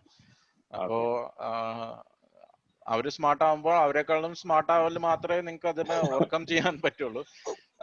അതിനകത്തുള്ളത് ചിലപ്പോൾ ഈ വളരെ റെയർ ആയിട്ടുള്ള പല പ്രൊഡക്ട്സും എടുത്ത് യൂസ് ചെയ്ത് കഴിഞ്ഞാൽ അവർ ഐഡന്റിഫൈ ചെയ്യുന്നില്ല. ഇതെല്ലാം പാറ്റേൺസ് വഴിയും നോൺ ഇൻഫർമേഷൻ വഴിയാണ് ഇതൊക്കെ ബ്ലോക്ക് ചെയ്യുന്നത്. പക്ഷെ ഞാൻ അതിന് ഒത്തിരി സജസ്റ്റ് ചെയ്യില്ല. ബിക്കോസ് നിങ്ങൾ പോയിട്ട് ഒത്തിരി VPN-ഉം ഇതുമെല്ലാം ആ VPN സോഫ്റ്റ്വെയർ തന്നെ നല്ലതാണോ എന്ന് നമ്മൾ അറിയണ്ടേ. അത് ഇതിന് വേണ്ടിയിട്ട് പോയിട്ട് അതിലും വലിയ കുഴി പോയി ചാടണ്ടല്ലോ.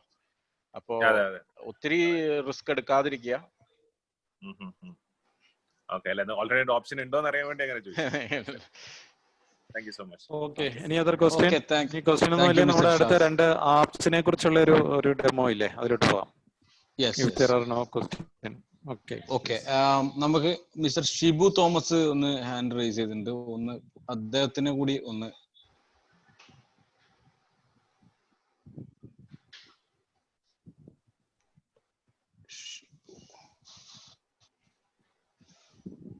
Mr. Shibu. Hello, good evening, sir. Hi, Shibu. Sir, actually, ഞാനൊരു IT ഹാർഡ്വെയർ ബിസിനസ് നടത്തുന്ന ആളാണ്. അപ്പം നമുക്ക് പല കസ്റ്റമേഴ്സ് നമ്മളോട് വന്നൊരു ചോദിക്കുന്ന ഒരു ചോദ്യമാണ്, നമ്മൾ ഹാർഡ് ഡിസ്ക് ഒക്കെ മിക്ക കസ്റ്റമറുടെയും ഹാർഡ് ഡിസ്ക് ഒക്കെ കംപ്ലൈന്റ് വരും. അപ്പോൾ ഡാറ്റ റിക്കവറി പോസിബിലിറ്റി ആണോ എന്നുള്ള ഒരു ചോദ്യം. രണ്ടാമത് ഇപ്പൊ SSD ആണ് ഇപ്പൊ വരുന്ന അടുത്ത ചോയ്സ്. പിന്നെ M.2 ഇതെല്ലാം ഇൻസ്റ്റാൾ ചെയ്താലും നമുക്ക് എന്തെങ്കിലും ഒരു കംപ്ലൈന്റ് വന്നാൽ ഡാറ്റ റിക്കവറി പറ്റുമോ? പിന്നെ നമ്മളിപ്പോ ഡാറ്റ റിക്കവറി ഓൾറെഡി ചെയ്യുന്നത് ബാംഗ്ലൂർ അല്ലെങ്കിൽ ചെന്നൈയിലൊക്കെ അയച്ചിട്ടാണ്. അതിന് എന്തെങ്കിലും സെക്യൂരിറ്റി നമുക്ക് ഉണ്ടോ? ഡാറ്റ റിക്കവറി പല ലെവലിലുണ്ട്, പല സ്റ്റേജുകളിലുണ്ട്. ഇപ്പൊ ഡാറ്റ റിക്കവറി വളരെ ബേസിക് ആയിട്ടുള്ള സോഫ്റ്റ്വെയറുകൾ കിട്ടും. ഇപ്പൊ ഹാർഡ് ഡിസ്ക് ഫെയിൽ ആയി കഴിഞ്ഞാൽ ഇങ്ങനെയുള്ള ബേസിക് സോഫ്റ്റ്വെയറുകൾ വർക്ക് ചെയ്യില്ല. അപ്പൊ അതിനായിട്ട് അഡ്വാൻസ്ഡ് ഹാർഡ്വെയറും, അതായത് അവര് അത് തുറന്ന് അതിനകത്തുനിന്ന് കംപ്ലൈന്റ് ആയിട്ടുള്ള കമ്പോണന്റ് മാറ്റി വെച്ച് അത് വർക്കിംഗ് ആക്കിയിട്ട് ഡാറ്റ റിക്കവർ ചെയ്യുന്ന കമ്പനീസ് വരെ ഉണ്ട്. അപ്പോൾ അങ്ങനെയുള്ളത് ഈ പറഞ്ഞ പോലെ ബാംഗ്ലൂർ അതുപോലെ നിങ്ങൾ അയച്ചു കൊടുക്കണം, അതുപോലെ എക്സ്പെൻസീവ് ആയിരിക്കും. അപ്പോൾ ഹാർഡ് ഡിസ്കുകളിൽ നിന്ന് ഡാറ്റ റിക്കവർ ചെയ്യാൻ പറ്റുമോ? യെസ്, സർട്ടൻ ലെവൽ വരെ റിക്കവർ ചെയ്യാം. ഡാറ്റ ഒരു ഡിസ്കില് 7 പ്രാവശ്യം ഓവർ റൈറ്റ് ചെയ്യുന്നത് വരെ റിക്കവർ ചെയ്യാനുള്ള സിസ്റ്റംസ് വേൾഡിലുണ്ട്. അത് എക്സ്പെൻസീവ് ആണ്.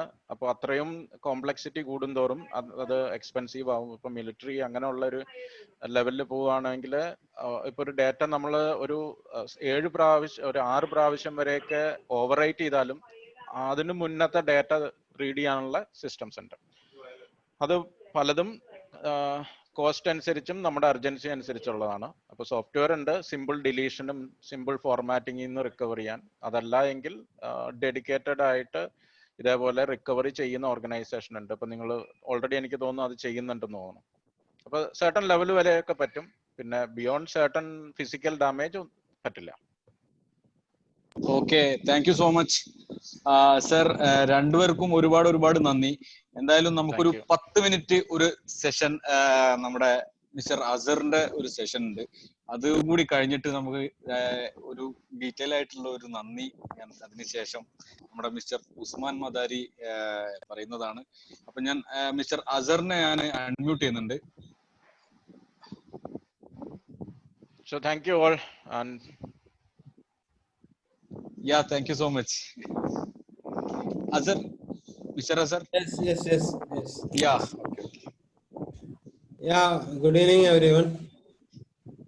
ഞാൻ സെഷൻ ഒന്നുമില്ല, ഞാനൊരു 2-3 ആപ്പ് നമ്മുടെ business totally depend on technology അതിലേക്ക് മാറണമല്ലോ അതിന്റെ ഗുണം.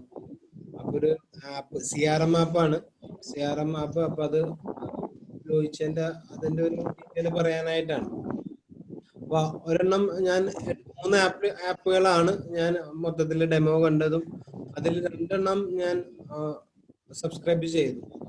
അപ്പൊ ആദ്യത്തെ ഞാൻ പറയാം. ആദ്യത്തെ വന്നിട്ട് ഹെലോ ലീഡ്സ് ആണ്. ഇതിൽ ചിലപ്പോൾ ഉപയോഗിക്കുന്നവരുണ്ടാവാം, ഇല്ലെങ്കിൽ ഹെലോ ലീഡ്സ്. അപ്പൊ അതിന്റെ ഗുണം എന്താന്ന് വെച്ച് കഴിഞ്ഞാല് നമുക്ക് ഏതൊരു എൻക്വയറി വന്നാലും അത് എൻക്വയറി എന്ന് പറയുന്നത് ലീഡാണല്ലോ, ആ ലീഡിനെ നമുക്ക് അപ്പൊ തന്നെ സ്റ്റോർ ചെയ്യാം. ഇപ്പൊ നമ്മുടെ സെയിൽസ് ടീം ഉണ്ടെങ്കിൽ അവരുടെ ഫോണുകളിലും ആപ്പ് കൊടുത്തിട്ട് അപ്പൊ തന്നെ ക്വിക്ക് ആയിട്ടുള്ള ഫോമും ഉണ്ട്, ഡീറ്റെയിൽഡ് ആയിട്ടുള്ള ഫോമും ഉണ്ട്.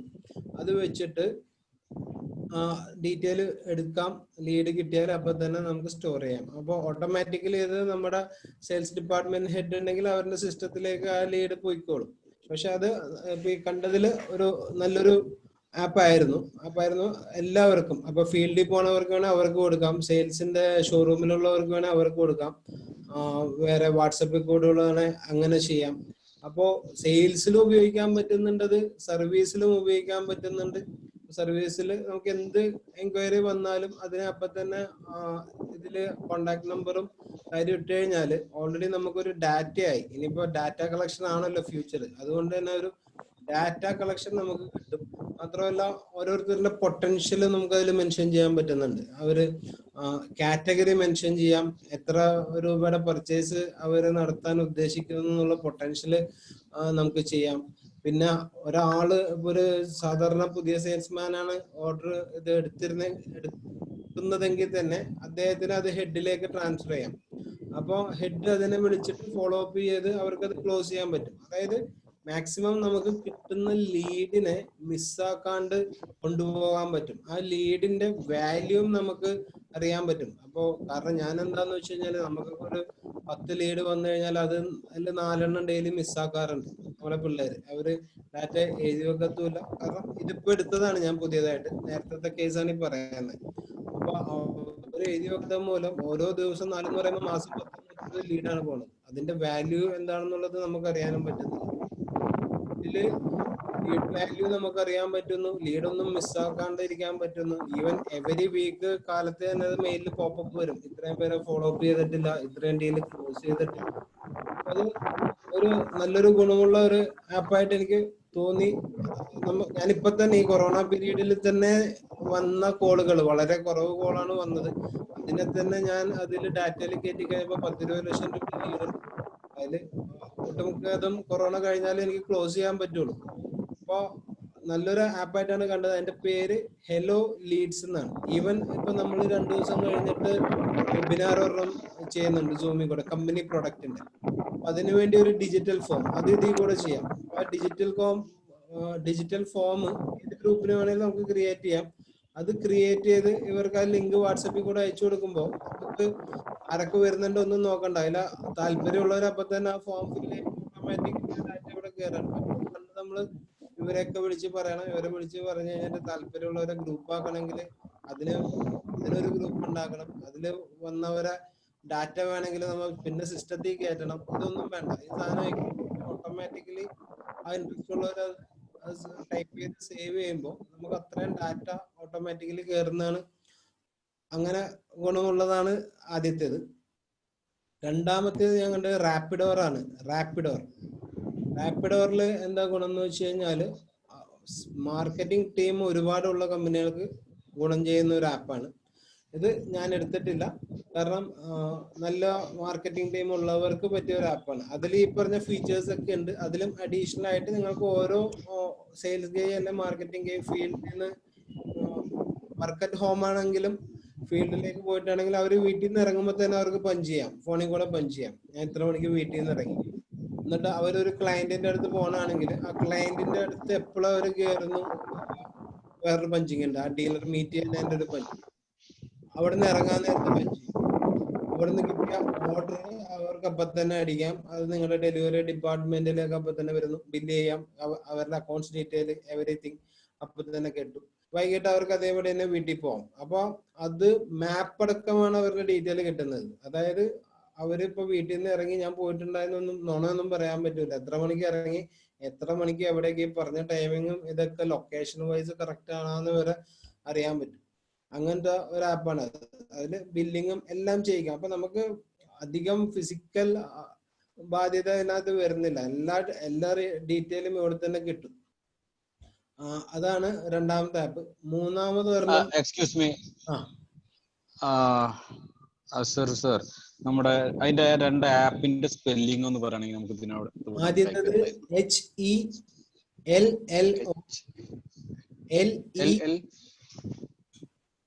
HELLO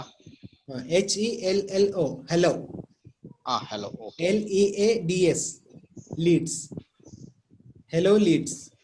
hello leads. Okay okay. അവര് ഭയങ്കര കോപ്പറേറ്റീവ് ആയിരുന്നു. ഹലോ ലീഡ്സിന്റെ ആൾക്കാർ എന്ത് ഡൗട്ട് ഉണ്ടെങ്കിലും നമ്മൾ വിളിച്ച് അപ്പൊ തന്നെ പറഞ്ഞത് എനി ഡെസ്കിൽ കൂടിയോ ഒന്ന് നമുക്ക് എന്താന്ന് വെച്ച് കഴിഞ്ഞാൽ അപ്പൊ തന്നെ കറക്റ്റ് ചെയ്ത് കുറച്ച് 2-3 പ്രാവശ്യം നമുക്ക് യൂസ് ചെയ്തപ്പോ തന്നെ ഫ്രണ്ട്ലി ആകുന്ന സംഭവം ഉള്ളൂ. എന്നാലും സംശയങ്ങൾ നമുക്ക് എപ്പോഴും ഉണ്ടാവുമല്ലോ.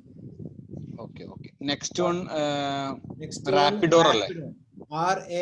RAPIDOR റാപ്പിഡോർ. Okay okay. റാപ്പിഡോർ ഇത്തിരി വൈഡ് ആയിട്ടുള്ള മാർക്കറ്റിംഗ് ടീമൊക്കെ ഉള്ളവർക്ക് വളരെ ബെസ്റ്റ് സാധനമാണ്. പിന്നെ ഈ ആദ്യം പറഞ്ഞതിൽ ലീഡ് മാത്രമേ നടക്കുള്ളൂ കേട്ടോ, വേറെ ഒന്നും നടക്കില്ല. എസ്റ്റിമേറ്റും കൊട്ടേഷനൊക്കെ കൊടുക്കാം, പക്ഷെ ബാക്കിയുള്ള ഫങ്ഷൻസ് ഒന്നും ചെയ്യാൻ പറ്റില്ല. Lead generating and lead closing ആണ് ആദ്യം പറഞ്ഞത്. രണ്ടാമത്തെ ഈ പറഞ്ഞ മാതിരി എല്ലാത്തിലും ഉപയോഗിക്കാം, ബില്ലിങ്ങിനടക്കം ഉപയോഗിക്കാം. സെയിൽസ്മാന് നിക്കണ അവിടെ നിന്ന് തന്നെ ബില്ലിങ് ചെയ്യാൻ പറ്റും, അവരുടെ പേയ്മെന്റ് ഡ്യൂ അറിയാൻ പറ്റും, അതെല്ലാം ക്ലോസ് ചെയ്യാൻ പറ്റും. അതാണ് റാപ്പിഡോർ. മൂന്നാമത്തേത് വന്നിട്ട് സ്റ്റോറി മാർട്ട്. അതിന്റെ സ്പെല്ലിംഗ്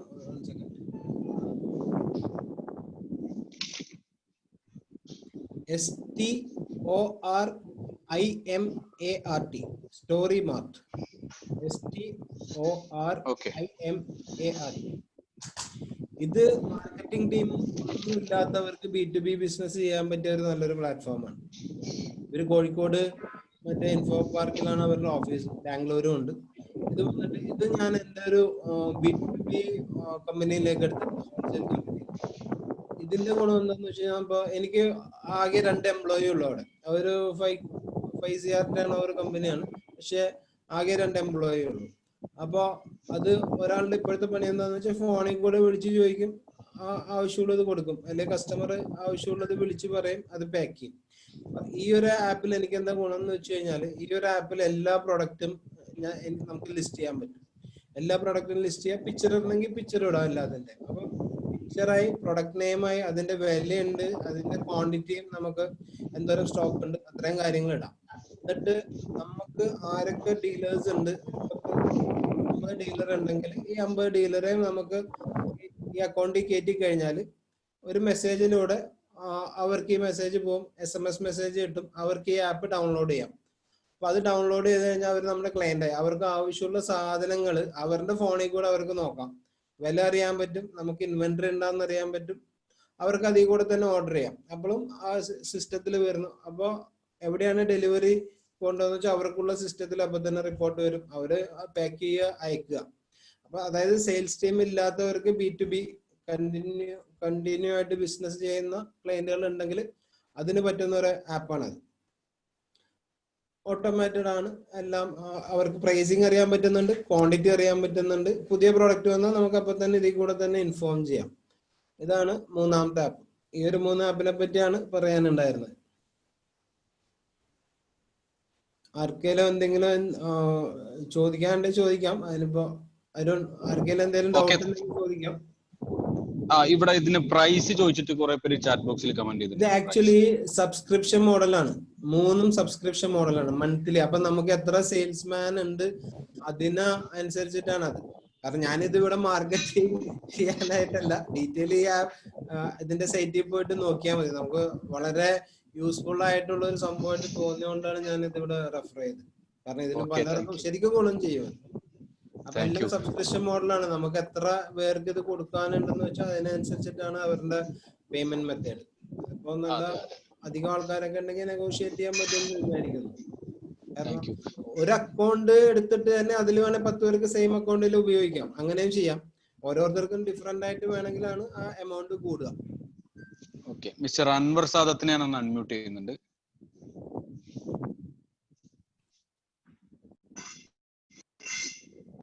പ്രോഡക്റ്റ് എന്തൊക്കെയുണ്ട്?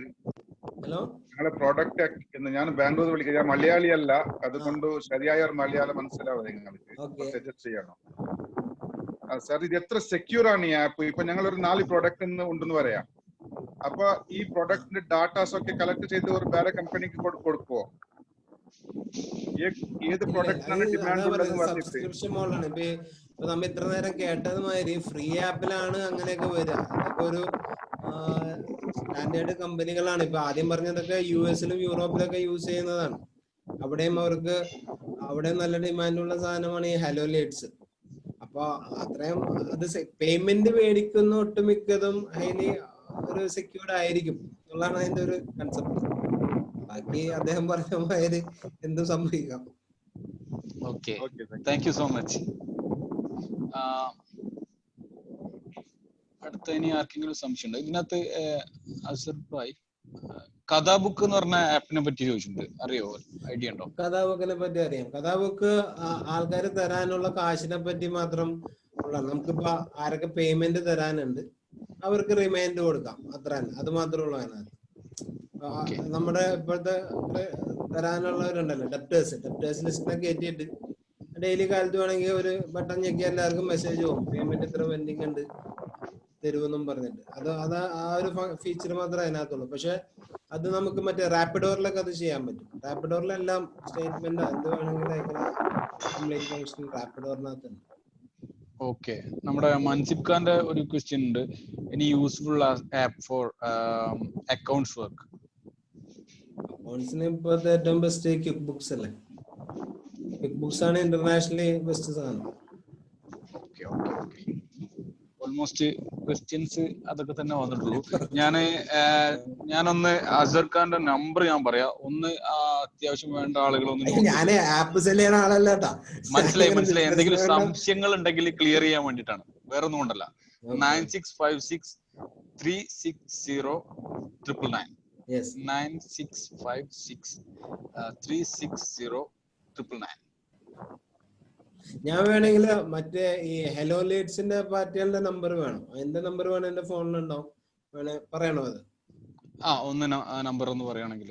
ഹെലോ ലീഡ്സിന്റെ വന്നിട്ട് ദേവ എന്നാണ് അദ്ദേഹത്തിന്റെ പേര്. അദ്ദേഹം ബാംഗ്ലൂരാണ്. നമ്പർ വന്നിട്ട് 733 92 06 444. അതാണ് അതിന്റെ. പിന്നെ സ്റ്റോറി മാർട്ട് വന്നിട്ട് അവർ കോഴിക്കോടാണ്, മലയാളികളാണ്. ഇപ്പൊ എന്റെ B2Bയിൽ വേണ്ട പ്രൊഡക്റ്റ് കംപ്ലീറ്റ് അവര് തന്നെ കയറ്റി തന്നത്. നമുക്കൊരു 500 പ്രൊഡക്ട്സ് ഉണ്ടായിരുന്നു. അത് ഡാറ്റ നമ്മള് ടാലി ബാക്കപ്പ് കൊടുത്ത് അവര് തന്നെ അത് കയറ്റി. അത്രയും ഓപ്പറേറ്റീവ് ആയിരുന്നു അവർ. സ്റ്റോറി മാർട്ടിന്റെ നമ്പർ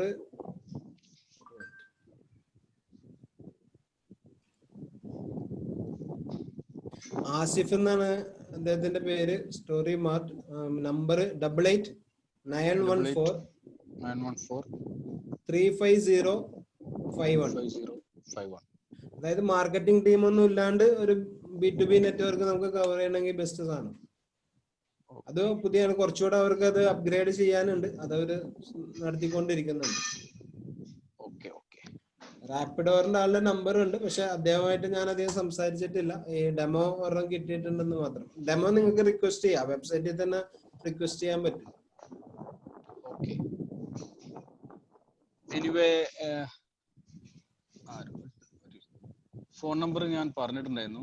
അസർ സാറിന്റെ നമ്പർ 9656, പ്ലീസ് നോട്ട് ഡൗൺ, 9656360999.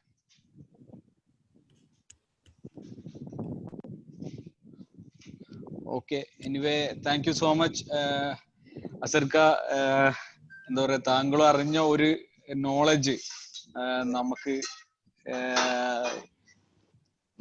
പകർന്നു തരാനുണ്ടായ ആ ഒരു ശുഷ്കാന്തിയെ നമ്മൾ തീർച്ചയായിട്ടും താങ്ക് യു സോ മച്ച്. എന്തായാലും ഇന്നത്തെ സെഷൻ രാവിലെ ഉച്ച കഴിഞ്ഞ പോലെ ഫീൽ ചെയ്യാം. നമ്മുടെ ദീപക് സാറും അനിൽ സാറും അത്രയും ഡീറ്റെയിൽഡ് ആയിട്ട് നമുക്ക് ഇന്നത്തെ സെഷൻസ് നമുക്ക് തന്നു. സൈബർ സെക്യൂരിറ്റി ആയിട്ട് ബന്ധപ്പെട്ട് ഒരുപാട് സംശയങ്ങളും കാര്യങ്ങളും നമുക്ക് ക്ലിയർ ചെയ്ത് തന്നു. നമ്മൾ എത്ര നന്ദി പറഞ്ഞു കഴിഞ്ഞാലും മതിയാവില്ല. ഇത് ശരിക്ക് എല്ലാവർക്കും അത്രയും ഉപകാരപ്രദമായി എന്ന് തന്നെ ഞാൻ വിചാരിക്കുകയാണ്. എന്തായാലും ഇന്നത്തെ ഈ രണ്ട് സെഷൻസിനും അല്ലെങ്കിൽ ഇതിനും നന്ദി പറയുന്നത്, ഔപചാരികമായിട്ട് നന്ദി പറയുന്നത് നമ്മുടെ B craft honey and spices private ലിമിറ്റഡിന്റെ MD-യും എൻ്റെ പ്രിയ സുഹൃത്തും കൂടിയായ മിസ്റ്റർ ഉസ്മാൻ മദാരിയാണ്. മിസ്റ്റർ ഉസ്മാൻ മദാരിയെ ഞാൻ സ്നേഹപൂർവ്വം സ്വാഗതം ചെയ്യുകയാണ്. ഒരു second. Okay, hello Usman. Hello Deepak sir, Anil sir, Azhar sir, എന്തായാലും നിങ്ങള് വളരെ ഭംഗിയായിട്ട് നിങ്ങളുടെ വിഷയങ്ങളൊക്കെ അവതരിപ്പിച്ചു. ഞങ്ങൾ ഈ സൂം മീറ്റിംഗ് നടന്നുകൊണ്ടിരിക്കുന്ന സമയത്ത് അതിന്റെ ഇടയിൽ കേന്ദ്ര സർക്കാരിന്റെ ഒരു നിയമം വന്നപ്പോഴ് സൂം മീറ്റിംഗ് ഇനി മുന്നോട്ട് കൊണ്ടുപോകണോ വേണ്ടതെന്നൊക്കെയുള്ള ഒരു ചർച്ചയൊക്കെ ഉണ്ടായിരുന്നു. എന്തായാലും അതിനെക്കുറിച്ചും അതേപോലെ തന്നെ നമുക്ക് ആപ്പിനെ കുറിച്ചൊക്കെ കിട്ടിയ അറിവുകൾ വളരെ വലുതാണ്. എന്തായാലും വളരെയധികം സന്തോഷമുണ്ട്. പിന്നെ അസർബൈനെ ഞാൻ എന്തായാലും ഒന്ന് പേഴ്സണലി കോണ്ടാക്ട് ചെയ്യും. എനിക്ക് അതിന്റെ കുറച്ചും കൂടെ കാര്യങ്ങൾ നിങ്ങൾ പറഞ്ഞത് ഒന്നും കൂടെ മനസ്സിലാക്കാൻ വേണ്ടിയിട്ടാണ്. എന്തായാലും നിങ്ങളുടെ ഈ ഒരു വിലയേറിയ സമയം ഈ ഗ്രൂപ്പിന് വേണ്ടിയിട്ട്, സ്മൈൽ ഗ്രൂപ്പിന് വേണ്ടിയിട്ട്, ഒരുപാട് എന്റർപ്രണേഴ്സിന് വേണ്ടിയിട്ട് മാറ്റിവെച്ചതിൽ നിങ്ങളോടുള്ള നന്ദിയും കടപ്പാടും അറിയിക്കുന്നു. അതുപോലെ തന്നെ നമ്മുടെ ഈ പ്രോഗ്രാമിൽ പങ്കെടുത്ത, ഇന്നത്തെ ഈ മീറ്റിംഗിൽ പങ്കെടുത്ത എൻ്റെ എല്ലാ പ്രിയ സുഹൃത്തുക്കൾക്കും, അതുപോലെ തന്നെ നമ്മുടെ ഗ്രൂപ്പിന് പുറത്ത് നിന്ന് പങ്കെടുത്തവർക്കും എല്ലാം എൻ്റെ മനം നിറയുള്ള നന്ദി അറിയിക്കുകയാണ്. അതുപോലെ തന്നെ അരുൺ, നമ്മുടെ മൊയ്തീൻ കുട്ടി, അതുപോലെ മുജീബ് ക എന്ന് വേണ്ട എല്ലാവർക്കും നന്ദി അറിയിക്കുന്നു. ഒരിക്കൽ കൂടെ നമുക്ക് ഇത്രയും ഇൻഫോർമേറ്റീവ് ആയിട്ടുള്ള ക്ലാസ്സുകൾ എടുത്തു തന്ന ദീപക് സാറിനും അതേപോലെ അനിൽ അരവിന്ദ് സാറിനും അതുപോലെ അസർ ഭായിക്കും 1000 നന്ദി അറിയിച്ചുകൊണ്ട് ഞാൻ നിർത്തുന്നു. നന്ദി, നമസ്കാരം. Thank you Deepak sir and thank you Anil sir. Thank you, Arun. Thank you all for attending and listening. Hope it is useful for everyone. If you have any doubt, please reach to us. We are more than happy to clear your doubt and help you. Thank you, Arun and team, once again. Thank you so much. Anil സാറിന് എന്തെങ്കിലും പറയാനുണ്ടോ? Anil sir, ഞാന് ഒരു second.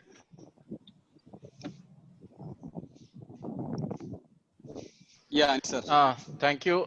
എല്ലാവരോടും നന്ദി. Useful ആയെന്ന് ഞാൻ കരുതുന്നു. ഇവിടെ നിങ്ങളുടെ ഇതിനകത്ത് പങ്കെടുക്കാൻ പറ്റിയതിനും ഒരു അവസരം തന്നതിലും നന്ദി. ഇത്രയും പേരെ അഡ്രസ് ചെയ്യാൻ പറ്റിയത് thank you. Thank you so much. Thank you. എന്തായാലും ഇന്നത്തെ സെഷൻസ് ഇവിടെ അവസാനിക്കുകയാണ്. എന്ത് സംശയം ഉണ്ടെങ്കിലും നമ്മൾ ഈ പ്രിയപ്പെട്ട സുഹൃത്തുക്കളെ നിങ്ങൾക്ക് ഏത് സമയത്തും കോണ്ടാക്ട് ചെയ്യാം. ഇന്ന് ഈ ഒരു മീറ്റിംഗിൽ പങ്കെടുത്ത എല്ലാവർക്കും ഒരിക്കൽ കൂടി നന്ദി പറഞ്ഞുകൊണ്ട് ഞാൻ നിർത്തുന്നു. നന്ദി, നമസ്കാരം. Thank you. Thank you.